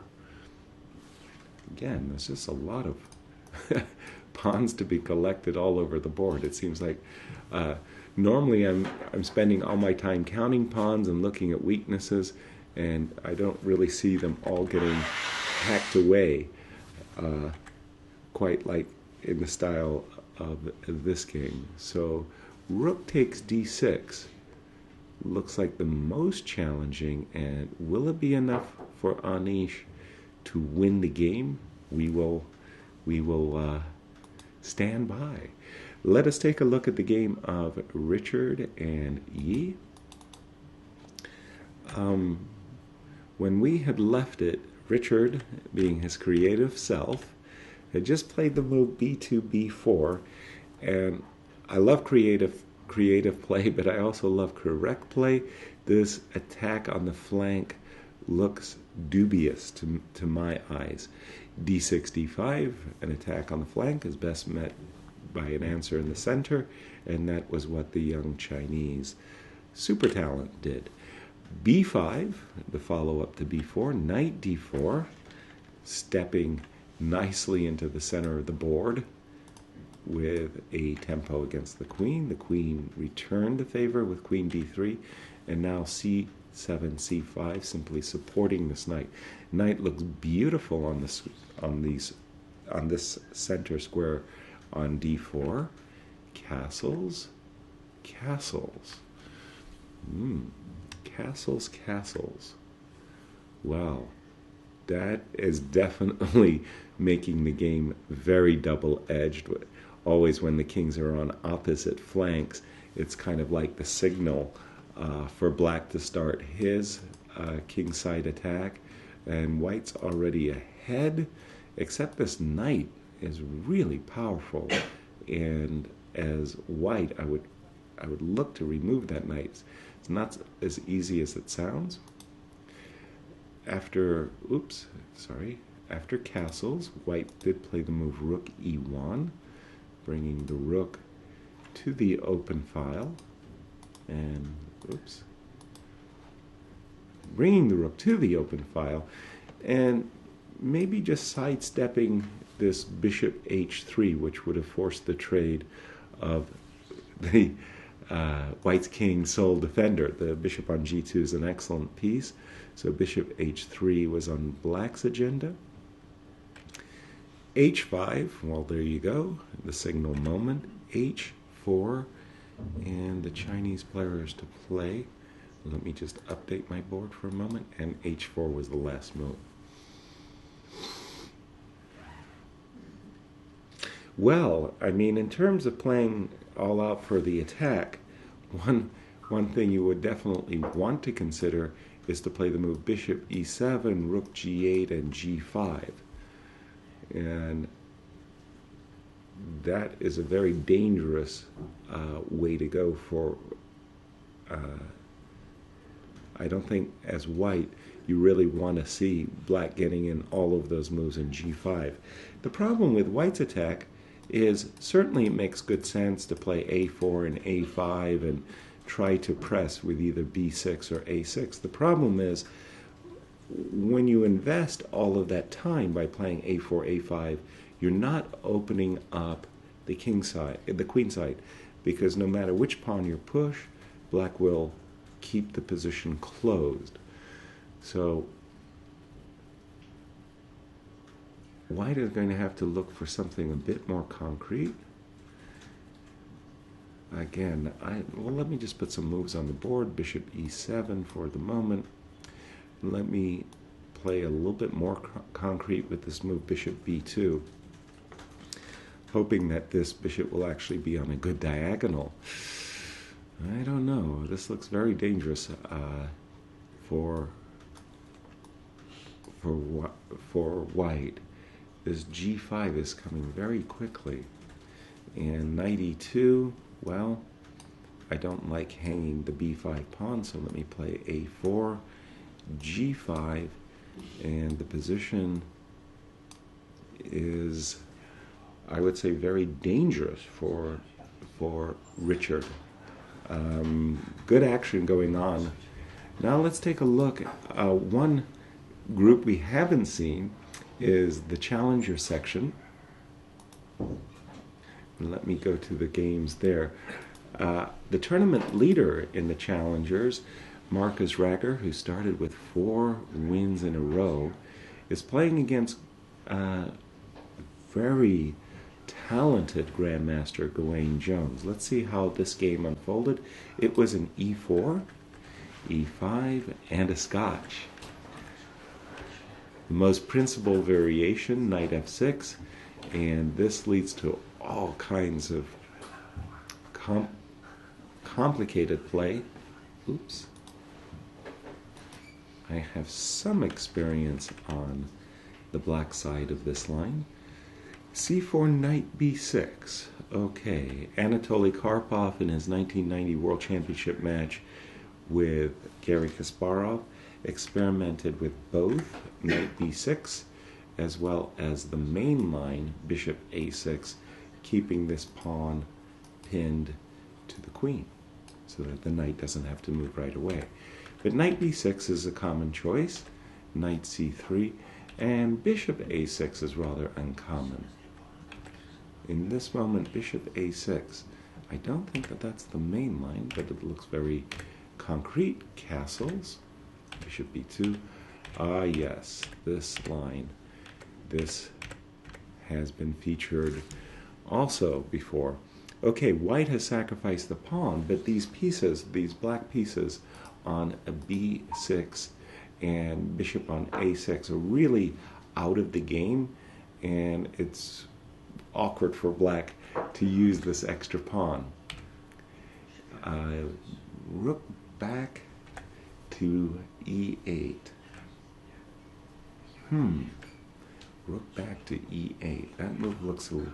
Okay, we can see, of course, that the rook is vulnerable to a sudden attack by this bishop on b2. The bishop on b2 is kind of lurking for an opportunity to strike. But I must say, I would rather like to keep my rook on e5. Maybe play bishop e7, bishop f6. Rook e8 was Marcus's choice. Check, knight d7, trying to reroute his knight. Trade of rooks. King to d8 to protect the e8 square. And again, black's idea is as simple as getting the pieces developed. Knight back. And this looks very dangerous. Knight e5, knight f4. Just in time. I saw this knight coming to e6 square, and I said, ooh, big trouble for black is brewing if the knight could get there. Bishop c8, just in the nick of time. Trades, takes, knight back to d3. Well, normally speaking, in rook and bishop versus rook and knight, I like the bishop. In this particular case, with the pawns doubled and the knight coming to e5, there's good reason to think that white has an advantage. Is it enough for a win? That's more doubtful. I think that black should draw, I'm not going to say comfortably, but with good play, I'm sure he'll probably draw this game. Let's go back to the Masters group and pick up the action where we left off. I've got a number of things that I have to clean up. So Wesley, let's go to the game of Pavel and Sergei. We left it around these parts. Knight f5, that was the last, and bishop f.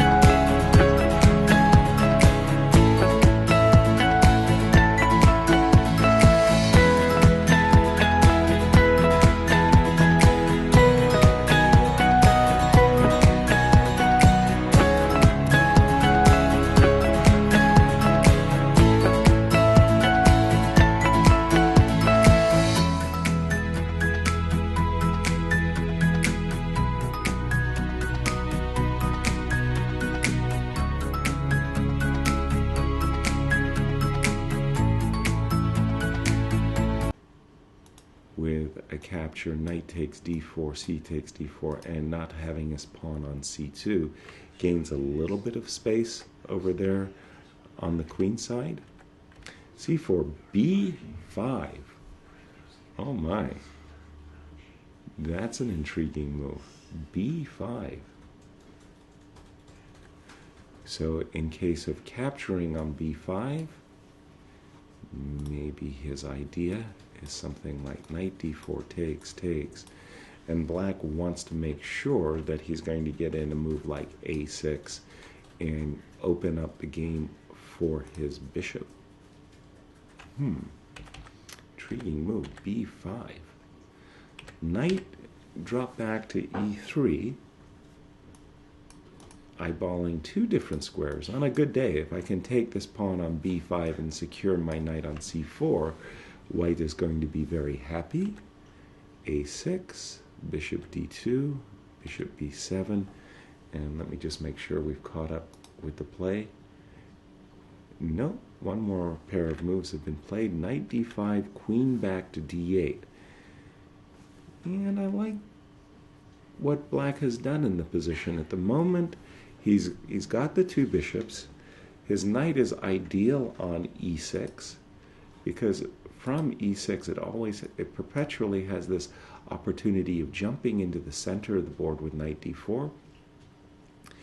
And white's play on the king side, well, he simply hasn't broken through. Of course, knight takes e5 would be a gross error, as there's the double attack, knight to d4, rook takes e5.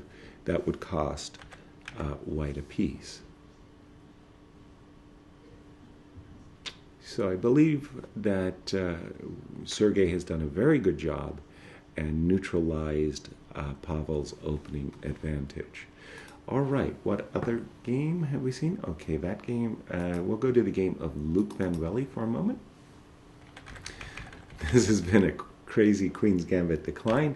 We left it at f4, g4, f5, bishop here. Luke did not capture this pawn on g4. Excuse me. I suppose he did that for a good reason. And it's likely associated with some queen coming to h4 with the idea of utilizing the h file. And you want to take this pawn, of course, and open up the h file. Very sharp position, to be sure. Luke did not capture the pawn but played f6, understandably wanting to keep black's queen out of the h4 square. Knight e6 was played. Now bishop f5. All right, at last white has set up a threat of knight takes d5, because now the queen will defend the knight in case of bishop takes e5. So the pawn is well and truly hanging. Dmitry protected the pawn on d5 with the move c6, and finally h takes g4 by Luke. Now the question is, can black, Dmitry, capture this pawn? Queen takes f6, just challenging white. Bishop takes, queen takes. This looks altogether wrong.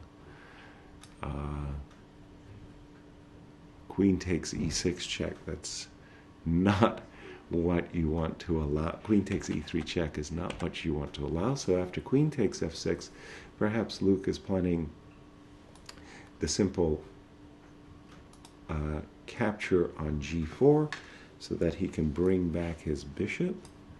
But this allows black the time he needs to get off the f file, and it's again a very sharp position. If Luke can generate threats against black's king before black is given the opportunity to castle long, well, he'll simply win.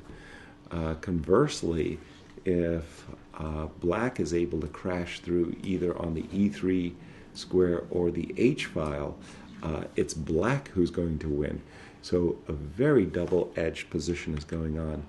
And after h takes g4, Dmitry is thinking about this key moment should he be taking on f6 or not?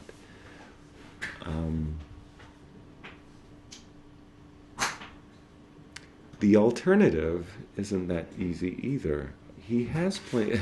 I was about to say the alternative could be that this knight on e5 doesn't have a great deal of support. The only thing that's protecting it is this pawn on d4. And Dmitry did play this move, queen c7. After all, the pride and joy of White's position is this very powerful knight on the e5 square. If you can eliminate that and replace it with a black queen, well, that will make all the difference in the world. Also, if this black queen ever does show up on the e5 square, be very, very careful. Pay attention to the h2 square in conjunction with the rook on h8. Black will have a ready-made attack, and Luc Van Velle, thinking this one over, as some very sharp play. If you take this pawn on h5, grabbing pawns is good, but you can see that black is in such a position, not that bishop d7 is the only move, but in such a position, black is finally well and truly ready to castle long, and it's White's king that is going to come under attack at the cost of a pawn. So very sharp game going on here between Luke and Dmitry. Let me go to the Hare Krishna game, Pantalia versus Radek. When I left it, we were about here, and I like White's position after the move c2, c3. Bishop f8, queen c2. Don't like that move. I'm not sure exactly what that move does, other than simply supports the pawn on e4 and sets up for the move d3, d4. But my first instinct is to quickly play the move bishop c4. I like this move, bishop c4, for several reasons. First of all, the bishop on a2 may be well and truly out of the game. I want to put the bishop in front of my queen, so I feel that my queen is much more powerful on the b3 square. If we see a line like this, compared to the game, the queen is on c2, now the queen is on c4. This just looks a lot more appropriate. It's like nice position for White. Queen c2 was Pantalia's choice. Queen b6, bishop e3. Let me just go back a minute. Yeah, no, this all makes sense. Bishop e3. Again, White is winding up for his big central break d3, d4.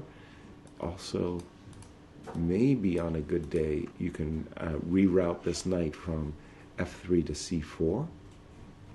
That would be a different approach. Knight a7. In order to get rid of this very good knight on b5, bishop c4, bishop a6, knight c7. Okay, winning the minor exchange by forking the rook on e8 and the bishop on a6 and d5. Takes, and I think I've caught up with the players. Well, winning the two bishops has definitely made me more enthusiastic about White's play. c3 takes b4. I like White's position very much.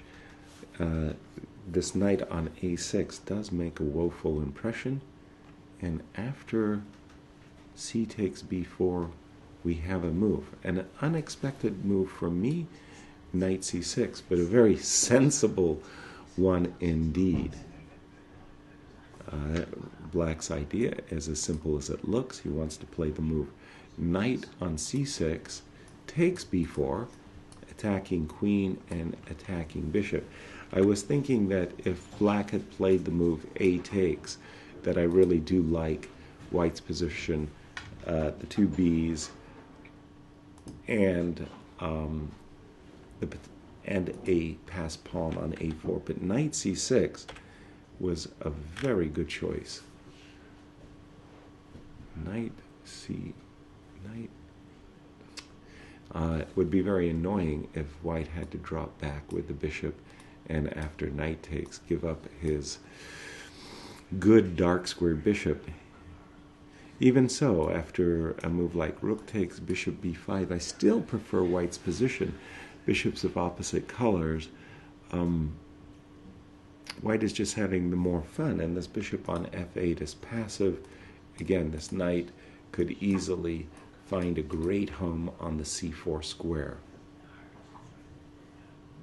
So good play for Hare Krishna. Good move, this move, knight c6. And Pentalya's thinking over how he's going to meet that one. Let's go to Richard's game. Ooh, things keep heating up. And look at this. The Chinese Grandmaster played the move g5, really sharpening the play as, okay, he's really made it clear. He's headhunting now with this move g5. I was actually the more conservative type. I was playing bishop e7 and rook g8, and I was preparing to break g5. Not so for Yi Wei. He immediately goes for it. g5, b6. Okay, I was explaining that when you play a4, a5, black is trying to keep the center closed. Normally speaking, you meet this move b6 with the move a6. Because things are getting so heated, you want to be sure what you're doing with your pawns over there on the queen side. But b6 looks right to me. H takes g4, and after knight g4, knight c takes d5, a double pawn sacrifice by the Chinese player. Okay, he's really going for it now. And the problem, you definitely want to play the move h4 here. And he's reaching, and he's played h4, but there's a drawback, and it's a major one at that. The drawback I see is that after knight takes g4, get rid of those attacking pieces, bishop takes g4, knight f6 gives white the opportunity to get rid of this attacking light squared bishop, and there's also this tremendous idea of queen e4. So let's just continue the line for a moment, and this is looking very good for white. After queen takes, the move I really want to play is queen e4, right? Because that will force the exchange of queens because of the threat on this long diagonal. But before I do that, I would like to boot out the unwanted guest sitting right there on the d4 square. So a move like c2, c3 in preparation. And no! Oh boy! Oh, this is wild. See, h4 has just been met by this amazing move, knight c7. And now look, the game's just exploded, folks. Here, this is grandmaster chess, elite grandmaster chess at the highest level. Knight c7, and look at the threat that Richard had set up. He's setting up for bishop takes b7 with a check, and after king takes b7, the white queen is going to smash open black's king shield, black's pawn shield with the move queen takes a6, scintillating. Wow. Oh boy, things are just blown. Oh my goodness, knight c7. Let me get rid of some of my arrows here because they're actually disturbing me. There we go, knight c7. And by the way, for those viewers who are joining with us late, world champion Magnus Carlsen drew his game with the only result thus far in round 6. Great games going on all across the board full of fight and energy, none more so than this move, knight c7, which has rocked the Chinese teenager. And what am I seeing? h2, h3. Here I am. I'm pointing out what I thought was the threat being no less than bishop takes b7 check, followed by queen takes a6, ripping apart black's defenses. And what does he do? He forces him to say h2, h3, with the idea of h3, h2 check. But isn't this white's threat? I thought bishop takes b7. I'm looking at the webcam, and Wei Yi actually looks surprised by this sacrifice. And bishop takes b7 check was played very quickly. No choice, actually, and the king has to take the bishop, because if king b8, queen takes a6, and it's all over but the shouting, as queen is coming to a8 mate. So king takes b7 is box, or what we would call forced. Queen takes a6, check. King has to go to c6. And Richard is playing very, very quickly, as if everything, he's seen everything. He's seen the winning continuation. He's just played the move knight takes g4, which besides winning the piece back, also threatens knight e5. Let's see what he has in mind after bishop takes e5. Whoa. I bet you your engines are going crazy now. I mean, from Black's point of view, Black is ready with his own h3, h2 checkmating ideas, and Black and White has to keep the initiative, the attack, I mean to say, going, because h2 check is going to turn the tables. I'm looking at something that just doesn't make any sense to me. But okay, I was looking at something like queen a4 check, king here, but I'm just running out of, I mean, I don't know why this, I remember I lost a beautiful game once to Walter Brown where he sacrificed his queen. If there was a light squared bishop in the position, imagine White having a bishop on b2. This would be a beautiful checkmate. And I see that Richard got up very quickly after knight takes g4, as he's walking nervously around the stage.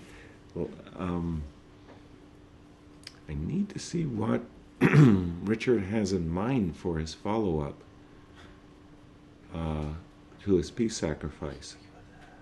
Meanwhile, I'm told that Anish Giri is close to winning his first game. Anish has had has been very, very unlucky not to win a number of what I thought were winning positions, including the game from yesterday where he was playing against Wei Yi and was 3 pawns up at one time, but I liked it when he was only 1 pawn up. I thought he had great winning chances.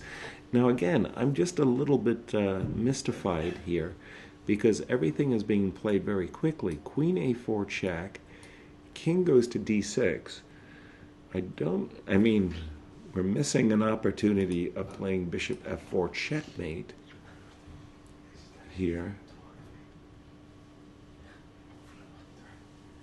It's almost like a study where White's pawns was deliberately kept on d2, so we have to find a different way of sacrificing them. So let's see, b7 check is the other idea. King takes c7, that's a second piece. No, I don't see this as really working out well.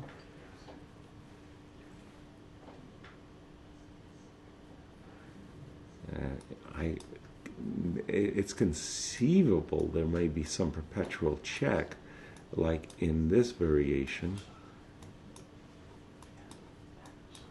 But I'm sure,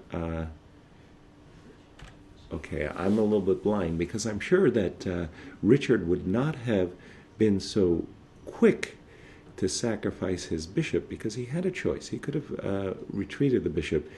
I'm sure Richard's playing for the win, is what I'm saying.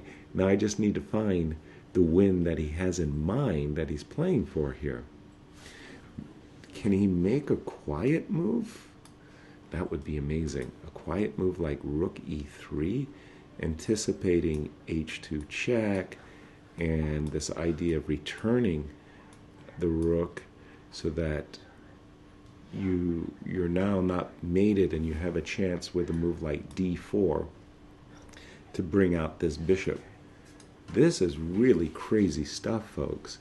And again, the engines is going to make a fool out of me for not seeing the winning follow-up that Richard has in mind. So knight takes g4, bishop takes g4 has been played, and we're up to date with the position. Crazy things are happening. I want to just take a look at the game of Anish Giri because that will give me a chance to see what it is that Richard has spotted that I have missed. We're going to go to Anish Giri in just a second. There he is against Ian. When we left it after rook takes d6, rook takes d6, rook c4. So we have seen this position up to the move rook c4, bishop d3, rook c6. And this looks very, very nice, actually. Just a second. Can't I do something clever here?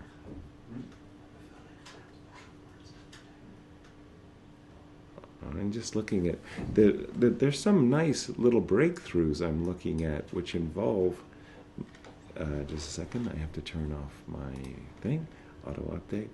I'm looking at some breakthrough ideas that are probably all wrong, but somehow they really attract my eye. A very pleasing threat of d6, d7 in this line that I've just popped up on my screen. Of course, I'm doing it probably in the wrong move order. But having said that, that looks very attractive.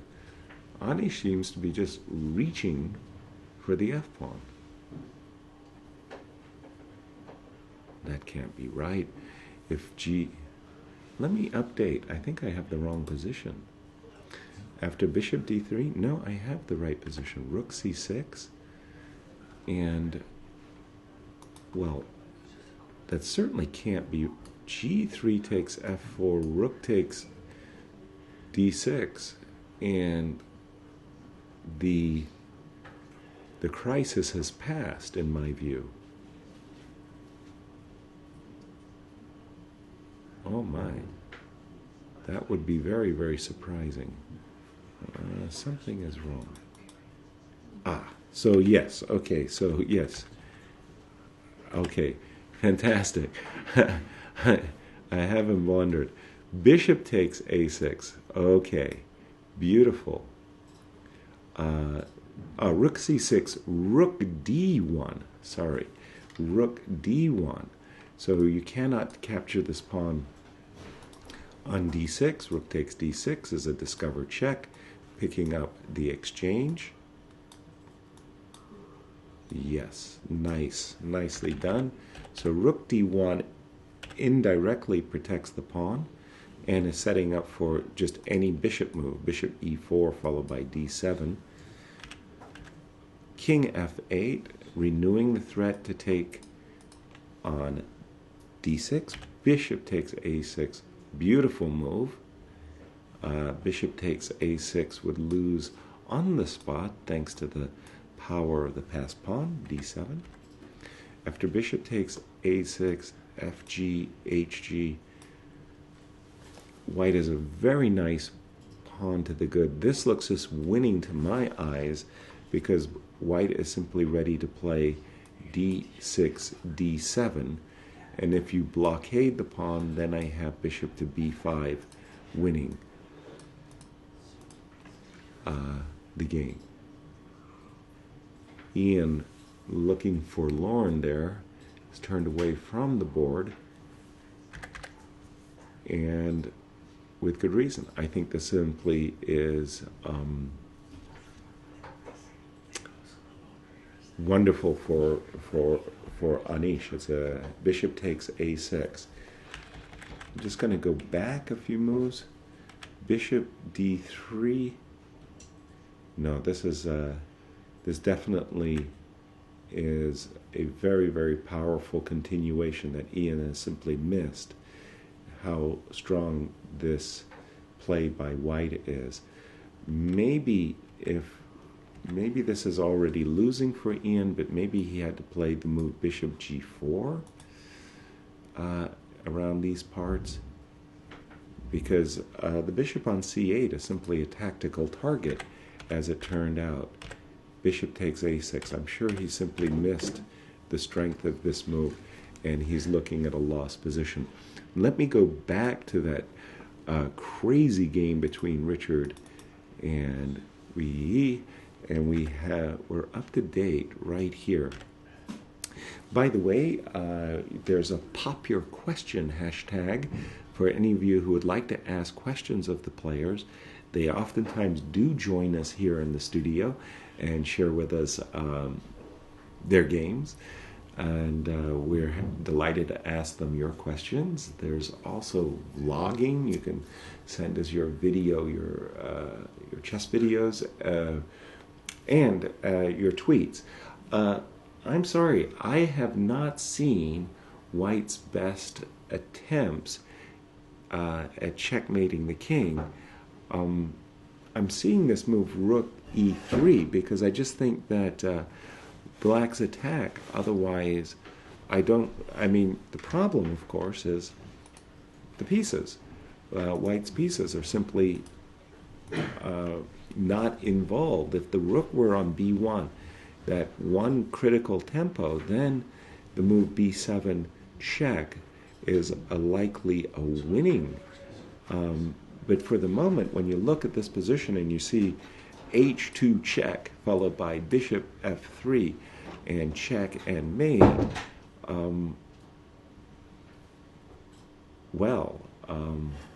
there's an issue there, isn't there?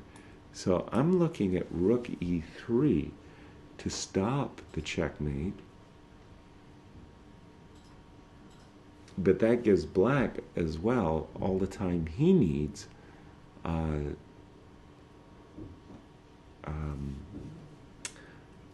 it. Help me, Leonard. Is White winning or is White lost? I thought Richard entered into this line with a very specific, ka-ching, ka-ching, ka-ching, and now I'm at a loss to see the winning combination. So is the computer? It's Black is doing very well here. Black is doing very well. Well, thank you for that, because otherwise I was tearing my hair out, saying, "Oh my goodness!" Talking about her. I'm looking for a checkmate that simply is not on the board, and maybe Richard is as well. Oh, that would be very, very surprising, because he played this whole series of moves very, very quickly indeed. And that series of moves began with this move knight c7, when I had thought that the move knight takes g4, bishop takes g4, knight f6 would have simply refuted this two-pawn sacrifice by the Chinese player. Having said that, the players have, Richard has played the move b7 check, king takes c7, queen a5 check. Well, let me just update my board, sorry. So he did play, I thought that he could go for a perpetual kind of bailing out with this perpetual, and he has done that. He's gone for this perpetual check. So, quite a sharp draw, but a draw nonetheless seems to be in the offing. Let me boldly point out a checkmate that I can see. That would be a good thing. King takes b7. Walking into this checkmate would be very ill-advised. This one I get. And it does look like a perpetual check will do it for this game. But what a very sharp encounter this was. And I think that Richard, he saw something, and it flashed before his eyes when he played the move knight c7, and it just didn't win. Knight takes g4 would have been better. I'm told actually there's no perpetual. Ooh. Let me just see how I'm told that with some tricky stapping, a perpetual can be avoided with the move king d6. Whoa. I was looking at king takes b7, and that is a blunder. King d6, queen b6 check, king d5. What a march. c4 check, king takes c4, and white has nothing. Oh my. Well, whenever I look at the king on c4, it's not nothing. It's scary, but it looks good. At some moment, you're going to have to play rook e3 anyway. Will the Chinese player play for a win? And why not? Now's the time. King d6, avoiding the perpetual check. I suppose that one thing that black should not do is after queen b6 check, he should not step back with his knight, because that will give white the tempo he needs to play a move like f4, since there's no checkmating threats in this case. Just a second. Bishop f4 is about to come out. Without the knight on d4, there's no bishop f3 checkmate. And he has played it. King d6. He hesitated. He kept his king on it. He kept his hand on his king for that extra second or two to be sure, to be sure, to be sure. So he has played the move king d6. We're anticipating queen b6 check by Richard. Not knight c6, pardon me, but king d5. And he's played it, and he's played king d5. Pardon me, he's played queen b6 check, and now we just saw it for the first time on the monitor. It's king d5.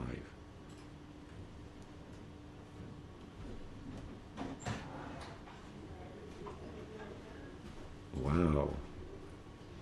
Super cool stuff going on here in this sixth round game. Richard bringing a lot of excitement. The two pieces behind, the excitement seems to be happening for Wei Yi.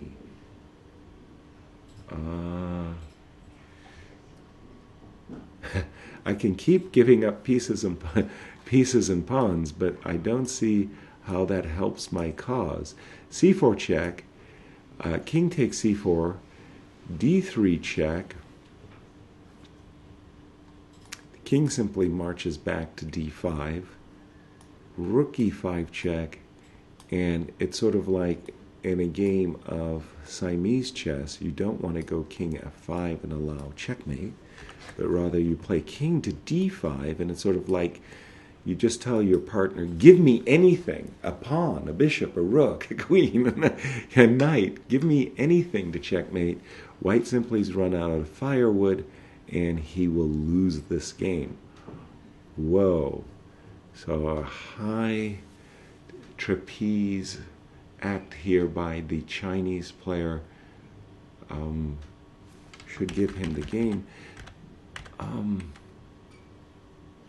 Again, I'm thinking that if anything, I would play the move c4 check, and here I think I would try to confuse my opponent as best I could with a move like rook e3, just covering, but it's already maybe too late for this. Well, it most certainly is too late. White burned his bridges some time ago. There is one other thing that comes to my mind right here. I might stop and consider the move f4. That's a crazy idea. The idea is if you go berserk and you try to promote your pawn, then I've set up a beautiful mating net, and I've got you in this way with rook e5. So the move f4 might be White's best chance of scaring his opponent. Check. What would really be annoying is if to promote to a knight. I mean, that might be just enough to win the game, actually, the promotion to a knight. That's funny. Oh my.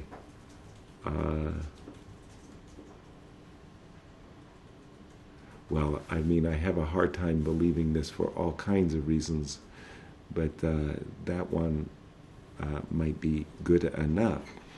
Meanwhile, I'm going to pause on this game to announce, earth-shattering news. Anish Giri has won the game. I was about to say resign. Ian has resigned after the move h2 takes g3. He had looked away from the board, and I didn't see any tricks in the position for him. Simply put, the pass pawn on d6 is just good enough. It's going to win the game, and 3 chairs for Anish. Extraordinarily enough, if he had won the winning positions that he's had in this tournament, he would actually be in first place. I think this is the first game he's won out of the 3 positions that he was winning in. I recall that in Moscow, in the candidates tournament, he had several winning positions. He famously drew all of his games, but he actually had winning positions, and if he had won those games that he was winning, the thought was that he could have easily have been the challenger. So, bravo Anish. Maybe this will be the dam giving way. Let me go back to our tournament leader, Wesley So. Oops, I got the wrong game up on my screen. I'm sorry. Just the game right there. All right. Things have been hacked away. Bishop d4 was played. c6, c5. Knight takes e5, knight takes, bishop takes. Queen f3. Ooh, tricky move, bishop e4 by Wesley. And then bishop takes d3. Okay, that's a little bit of a surprise. Black has definitely worked very, very hard to get the 2 bishops, but bishop takes d3 was Wesley's choice. Wesley's playing for something here. Queen takes a2. Queen takes d3 would have likely ended in a draw, in my view, but queen takes a2 by Wesley. Bishop takes c5. Queen b2, bishop takes a7. By the way, I'm told that this is the first win of Anish since November. And for somebody who's very active on the tournament circuit, that's a long time in coming. Queen takes b2, bishop takes a7, bishop takes c3.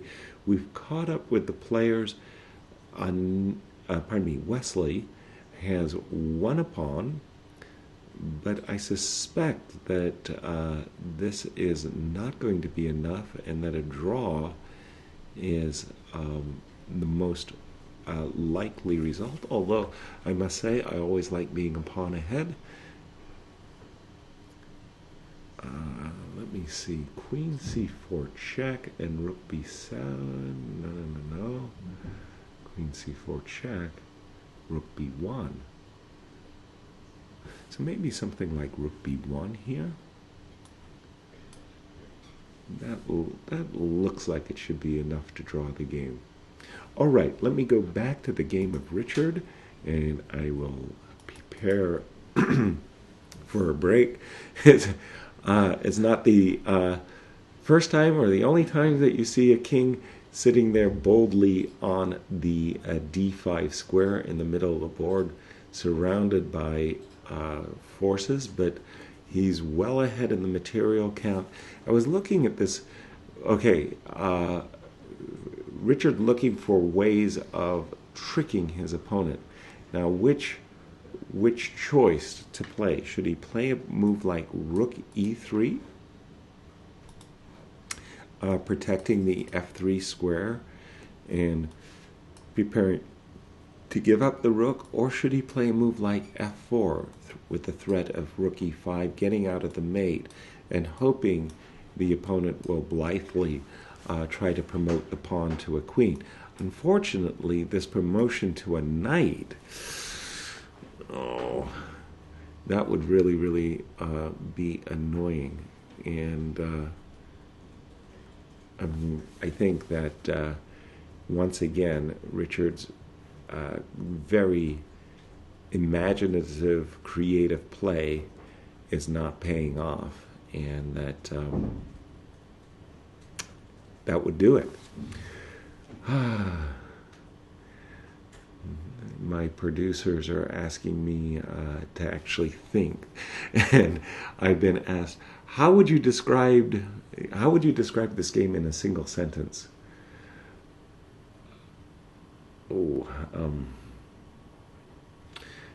This game has been like walking through a minefield.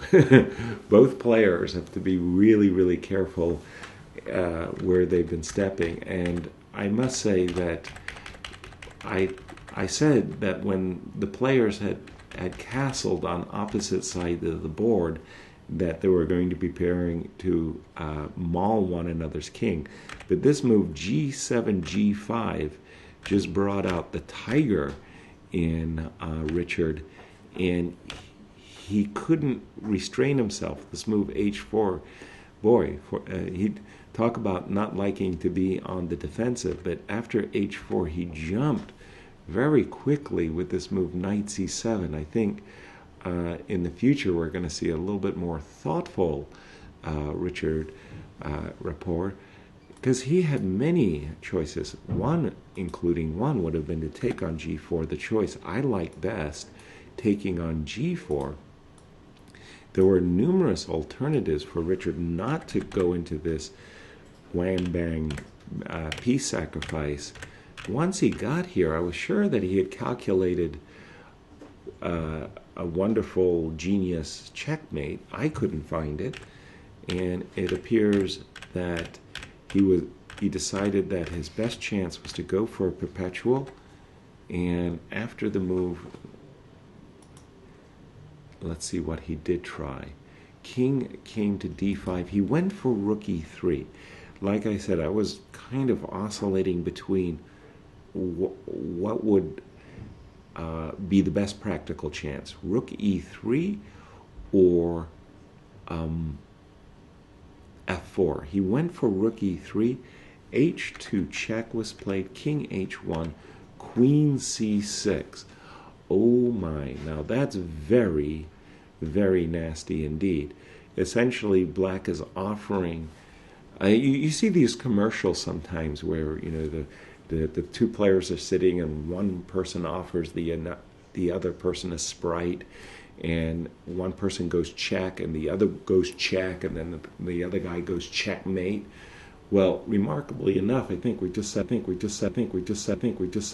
when you block it, he will play bishop takes f3, and it will be black who checkmates white. After queen c6, let me just update. What a slugfest. Rook b1. Well, that's too little too late, I'm afraid. White's basically sacrificed his entire army for a checkmate that wasn't on the board. Trading queens means that now suddenly black's king is beautifully safe in the middle of the board.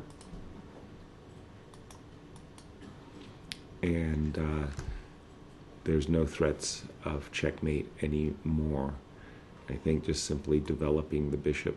Now, if I were black, I'd really want to take away the one pawn that could injure me.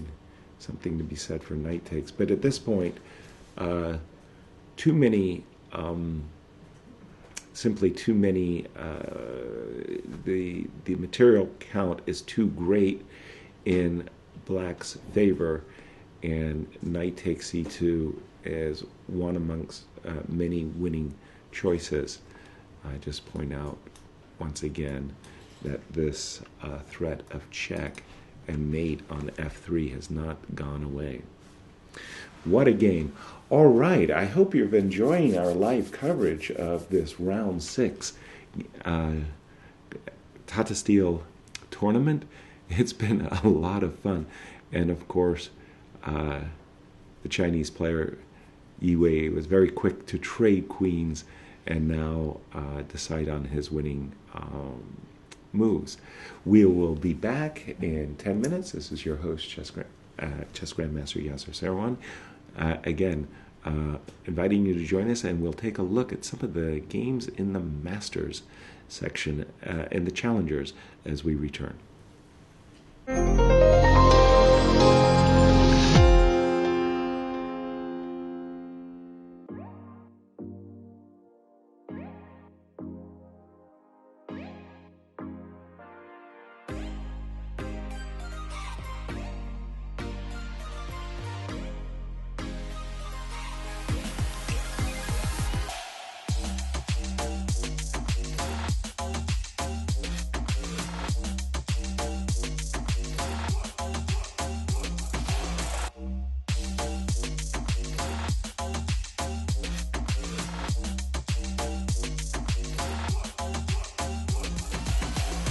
Loek, 6-2 verloren. Het leek helemaal nergens op, hè? Ja, als je het ook bedenkt dat we van het doelpunt van Benjamin Bok moeten hebben, dan weet je wel hoe laat het was. Keiharde afstraffing. Ja, ik vond het gewoon leuk om hier te voetballen. Ik heb wel een goede centrale verdediger gezien. Dat was die grote.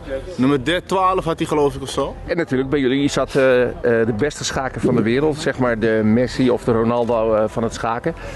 Carlsen. Ja, die heeft een paar keer gescoord. Maar ja, hoe moet ik dat inschatten, dat niveau?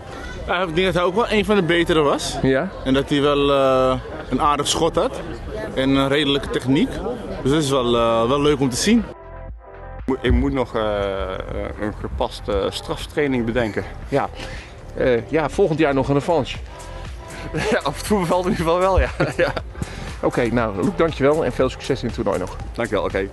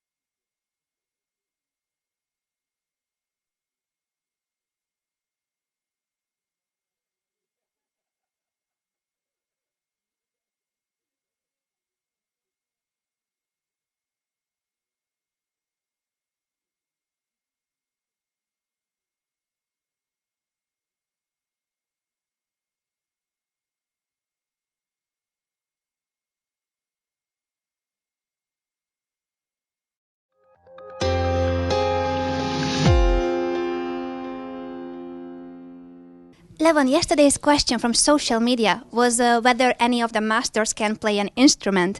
Can you tell us if the answer was you, because some suggested you might be the one, and what is your relation to music? I mean, when I was little, I was in a piano class, but then I had to choose between chess and piano. So, the result of it. So I still have belief that maybe I would be a good pianist if I played piano, but unfortunately I don't play any instrument, but I spend sometimes even more time listening to music than training chess. What kind of music do you like? Generally classical, symphonies, but everything, including rap music.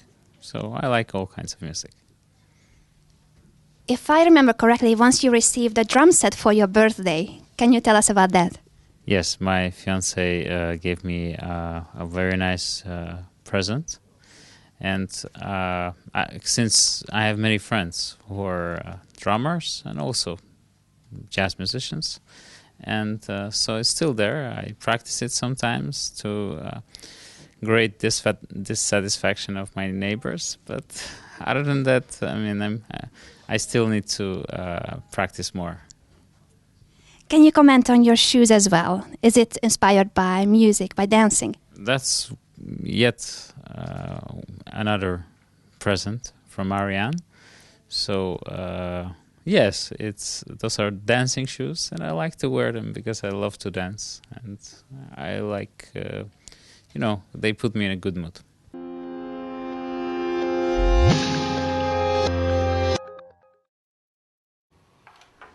Hello, everybody, and welcome back to our live coverage of the 2017 Tata Steel Chess Festival.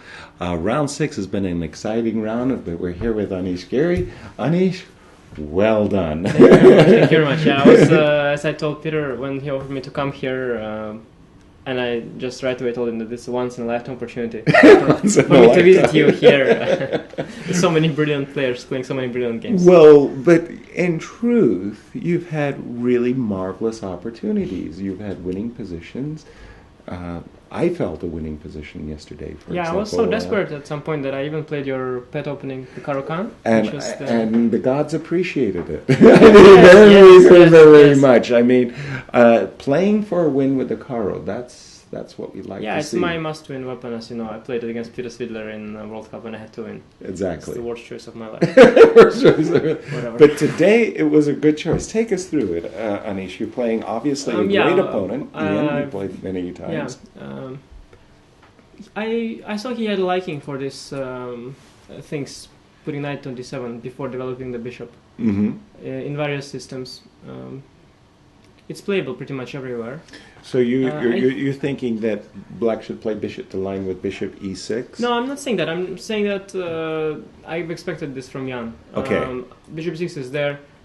I myself played h5 somewhere, and I've also played the variation with early b5.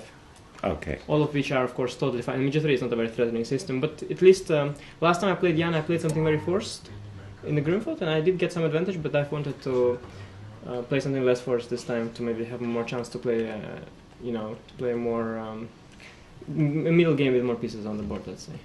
Very good. Yeah, I'm not sure. In fact, there's something to be said for queen d2. If he does the same, I have the option of b3 and bishop a3. And I've realized, I think something like this looks nice for white very often. You get the bishop to b4. Right. So, but there was some reason why I didn't do that. So queen d1 is also interesting. Yeah, well, there are various plans. You can try to go for b5, I guess. I mean, to prepare it something simple like that and b5. Or he can just sort of play around. Knight f6 right away might be met by bishop g5 sometimes. And that's why after rook c8, rook e1, he went h6 to go knight f6. But aren't those Sveshnikov people very happy after you get a bishop so off as a color? In fact, I don't know which Sveshnikov people, but I know that Benjamin Bok lost a very painful game against Michael Adams in a similar position. And I've told him before the game that Don't do that. Don't do that. But He didn't take your he advice. trusted the computer more than he trusted me, and he had to pay high price for that. Very good points. But yeah, now h6. Now I did bishop h3. Yeah, I was very lucky that I decided to go for it. The thing is, it's not so comfortable for me to develop my bishop where I wanted to go. I guess bishop e3.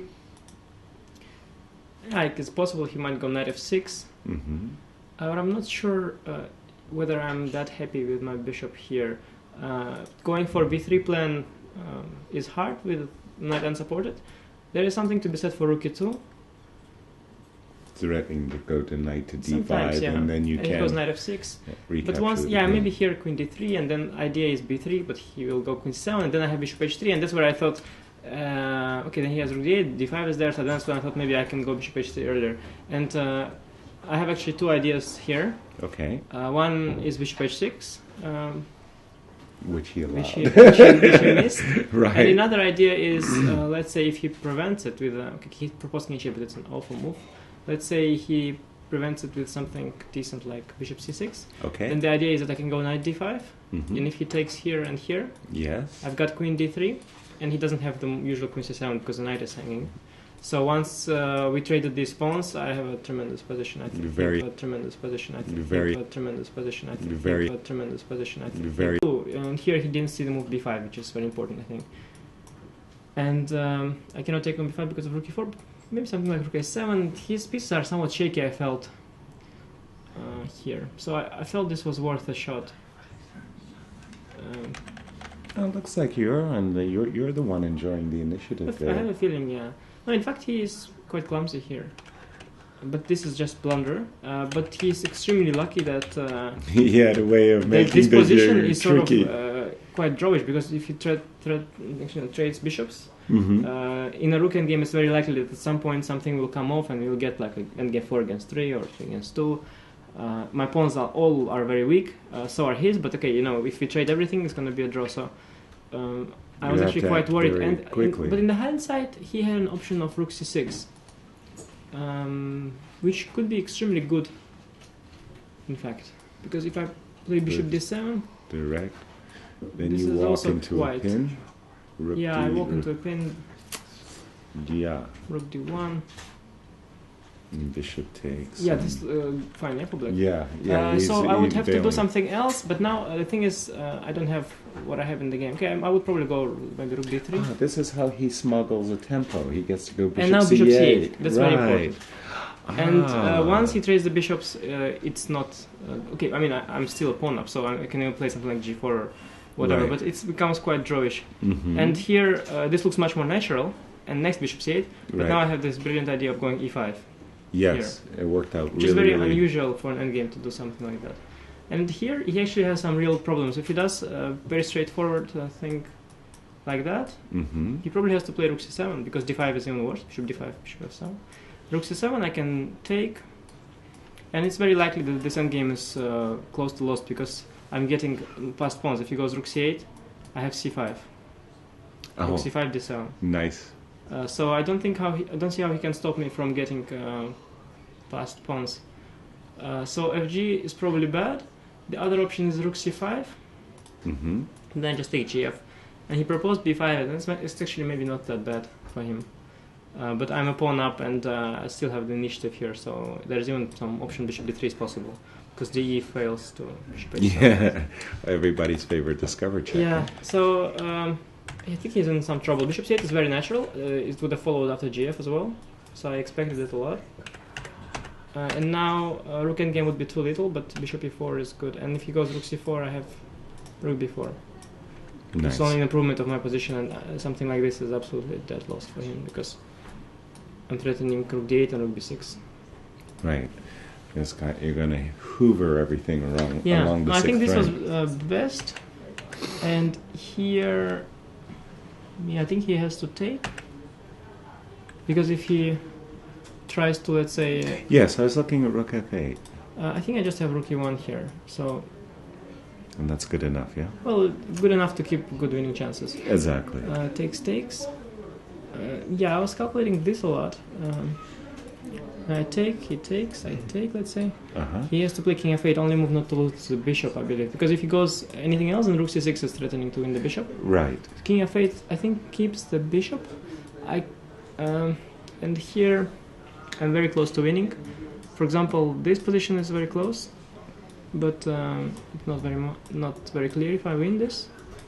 But it's close because king comes. Yes. Another option is to try to win the bishop desperately. Mm-hmm. And if he does move the bishop, I give a check in d7. But I was wondering, like, what if he keeps on checking me, and then, yeah. At some moment, Yeah. no, king G. You're keeping the a pawn. I'm yeah, this something like this, Okay. and d7, bishop d7, Ah. and rook b8, rook c6, d7, rook d6, something like this. So he will check me till I go to the d file. This was. So this I could not win this. This was going through your mind. Yeah, I couldn't win this position by force somehow, but it's very Okay. close. But it's also for black. I mean, it's insane to do this. Also, Exactly. when you realize king f8 is the only move. Yeah. I mean, there is even not a next move, I believe, because king e8 loses to rook b8, I believe. So I might even do a move like a5, and then perhaps on the next move all the lines will work or something. I see. And another option, he's got, yeah, here rook c4, bishop d3, he might take here, but he's likely to lose this position. I mean, this is so hard to imagine with the passed pawns. I'm not gonna win it. But actually what he did was not so bad, I thought. Has he missed bishop a6? Yeah, he missed both, bishop h6 and bishop a6, so that's nice. But, well, here Bishop he has h6 and bishop yeah, a6. no, this is too much, it's too Yeah. much. Yeah. You can only miss one per game. Yes, exactly. You can lose one. Here he has bishop d7 actually, a very Okay. very good defense. Now I can play gf or bishop a6, they lead to the same thing. Actually, after the game he was proposing this, but this also loses very nicely. I take here, takes, and I go king h1, which is very important. Wow. Okay. Because after bishop d7, bishop b5, there is no check no on c2. check on c2. Important. So this wins the bishop, I believe. Mm-hmm. But he has this move bishop d7, and now we eventually get this position, I think. gf is not that much because of a move like king f8. So bishop b5 is very tempting. Then he has this, and I'm not sure if it's easy to win this. The rook endgame. It feels like it should be. Yeah, but it's not at all easy. It'd be very unfair. Well, it would be normal for me that I get this endgame and then I Right. start thinking that it's a draw. It would be. Okay, if you go king f2. Yeah, one way is to give a check, king up and king here. Yeah. To be honest, it's quite drawish. And you check on rook d6 and you can hoover. Yeah, still. but I'm likely to just. You're not going to get enough just pawns? get one of them. Yeah, I saw this actually. This line, actually extremely drawish suddenly. So I was not at all sure that I'm winning here. I felt that I've got the most out of my position anyhow, and I felt that this is definitely the maximum I can get. You, yeah. And it is. You can never say it's a draw because it's not, and it's very close to win. But it's very hard to win this. I mean, the problem is for me that all the opponent games are just drawn. I guess I don't think I can go anywhere. So I have to stick to a rook end game. Okay, now first of all he might have some move like h5, but even this I was not sure if I can actually keep both pawns. Probably I'll lose one of them. I see. So actually bishop d7 was a very brilliant defense, and then you have to see this idea, king h1. And judging by his body language, I saw that he was not deep enough here, that he would miss something, because and he played instantly, I mean, in 24 seconds, yes, it's king f8, which loses, I mean, very easily to bishop a6. Now I'm winning at this. You have those weird feelings that the guy's played bishop, he's allowed you this great shot, bishop h6, that you're winning, and then suddenly, you're looking into the position and you feel like, oh my God, I mean, it's tilting back towards a draw. Like what, I mean, it's common. It's frustrating, but it is also also normal in a way. In chess, you can usually afford one mistake. Right. But as you can see, usually the guy who makes a mistake, he already feels bad about it, and then he's still carrying that. Yeah, usually in chess it's like that. So if you keep on pressure, at some point, the guy who blunders will blunder again and lose. Anish, thank you so much for joining us. I really hope you'll join us again. But you know what that means, well, right? I mean, once a year is already good enough. Well, it's a good start of the year. Tomorrow is going to be an exciting game as well. Absolutely. Thank you again. That was Anish Giri, everybody, who has won his first game here in the 2017 Tata Steel against Ian in a very, wonderful game. Bishop takes a6 and bishop takes h6.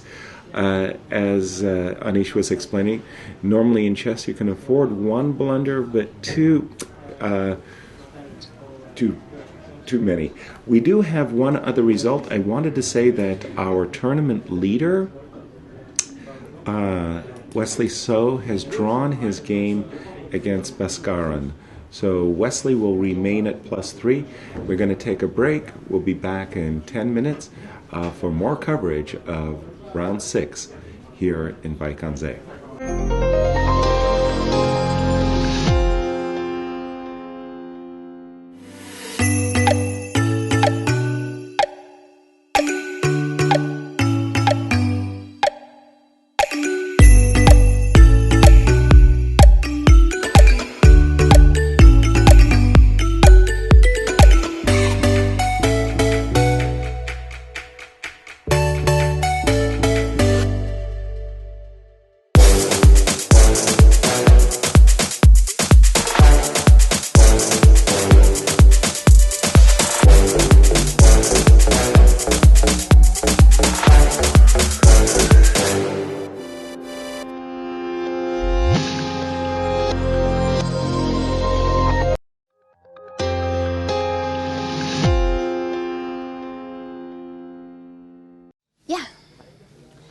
Magnus, who among your fellow chess players is the most stylish? I don't know. I haven't thought too much about that. I think Anish will be disappointed if I don't say him, so I'll say Anish Giri. He will be so pleased. Who is the best football mate? It depends on who is the best and who is, the best teammate. In this tournament, I don't know. Tomaszewski played last year and was actually very, very good. Very solid. You are missing him from this year. I'm missing him in the football field for sure. And I would say Luke is decent, but I would never be in the same team with him. So, yeah. Why so? We're pretend rivals. Who is the best dancer? I have no clue. Who would you say among the masters? I've been fortunate not to find out. Who's got the best Twitter account? I don't know. It all depends on whether you consider quality or activity or whatever. But maybe Anish again. You like him a lot? Yeah, I do. Who's got the best jokes? Me. I think everybody agrees. That was a joke, by the way.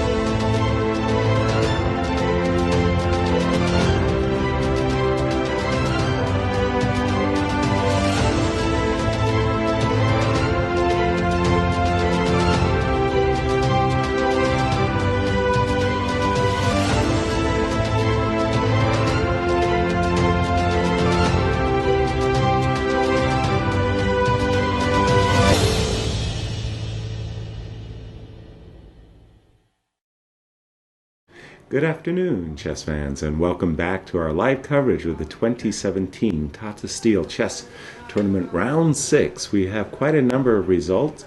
Our tournament leader, Wesley So, drew his black against Adiban, as did Lavon Aroni and Magnus Carlsen draw. We saw Anish Giri, if you weren't here to join us, Anish went over his victory today against Ian. Richard lost an incredibly puzzling game against Yue, and we have two games in progress. Also Eliana Pavel drew with Sergey. We'll pick up the action with Pantala's game against Radic. Let me just see. And we have one other game also. Luke Van Velde is worse in a rook ending against Dmitry. Let me see where we left it. It was, wow, we left it a long way ago. Yes, it was this move, knight c6. That brought Radic back into the game. I thought he was about to be seriously worse. This was a crucial move, in my view. Knight c6 makes the game a little bit unclear. Still favorable for white, but not the decisive or huge advantage that I expected. So two bishops, great anchor squares for e4 and c4 for the light squared bishop. I like white very much, but this knight on b4 is actually a very good knight indeed. Sitting here eyeballing this pawn on d3, queen e2, knight f4, queen e4, knight c2, g3. Please go away. The knight went to e6, takes. This is nice. Although it doesn't look it right at the moment, you always have to be aware that that is a pass pawn in the position, and it may sneak its way. If it sneaks its way to a6, white's in great shape. Okay, rook f8. That one is puzzling. Rook f8. Rook e1. Queen d8. Well, these last two moves by black are difficult to guess. King g2, knight c7, bishop c4. Rook came back to e8. Still a very nice initiative for white, and he just managed to snip a pawn with the move knight takes e5, and another one with the move knight takes g6. King h7, and we're up to date with the player's two pawns. Well, let me see what... Aha, there is a trick. So after the move knight e5, black does have the trick knight g7. We're not in time to play knight g4 because knight takes h5, and queen takes f7 is met by bishop takes.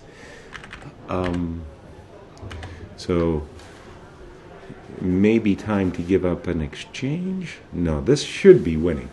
I have the feeling that there's too many opportunities here for white.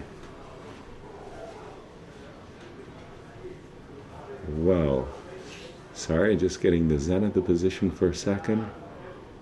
I'm looking at some lines where the queen comes across to the d5 square in order to harass this bishop, so that then we can withdraw the knight to e5. I think Pentalia should be winning. There's still some tricks to be had.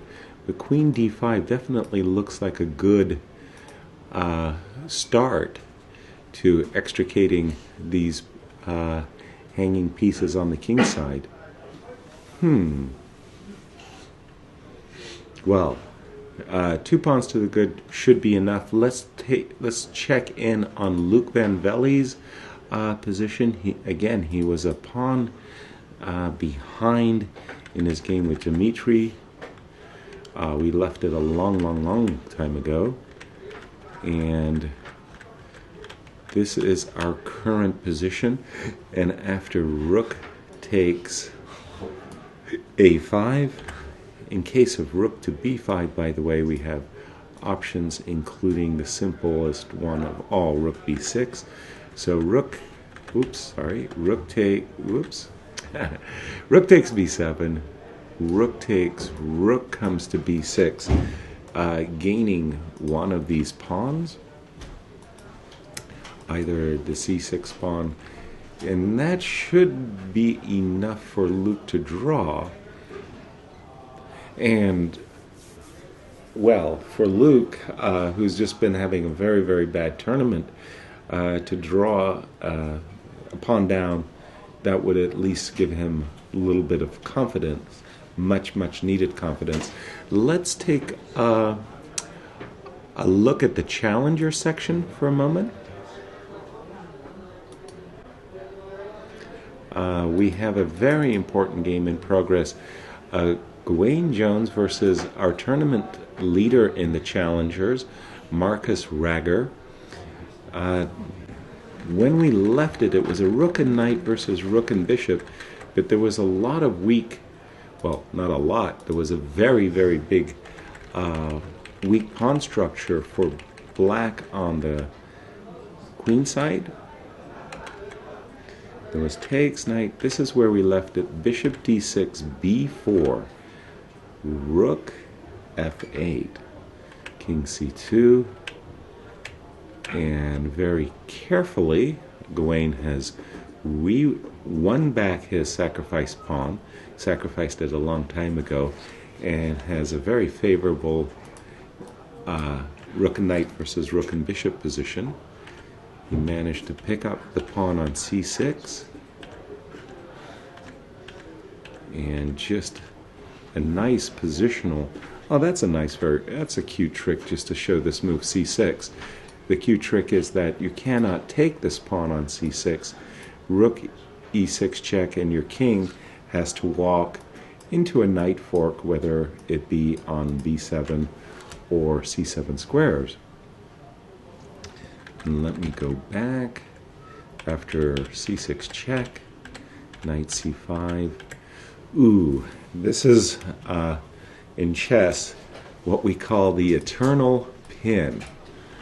Ooh, that is very, very unpleasant. First instincts, when you get into an eternal pin, you're toast. And this is the current situation with Gawain having all the trumps in the position. I feel that this position should be winning for him. Let me just see some other results.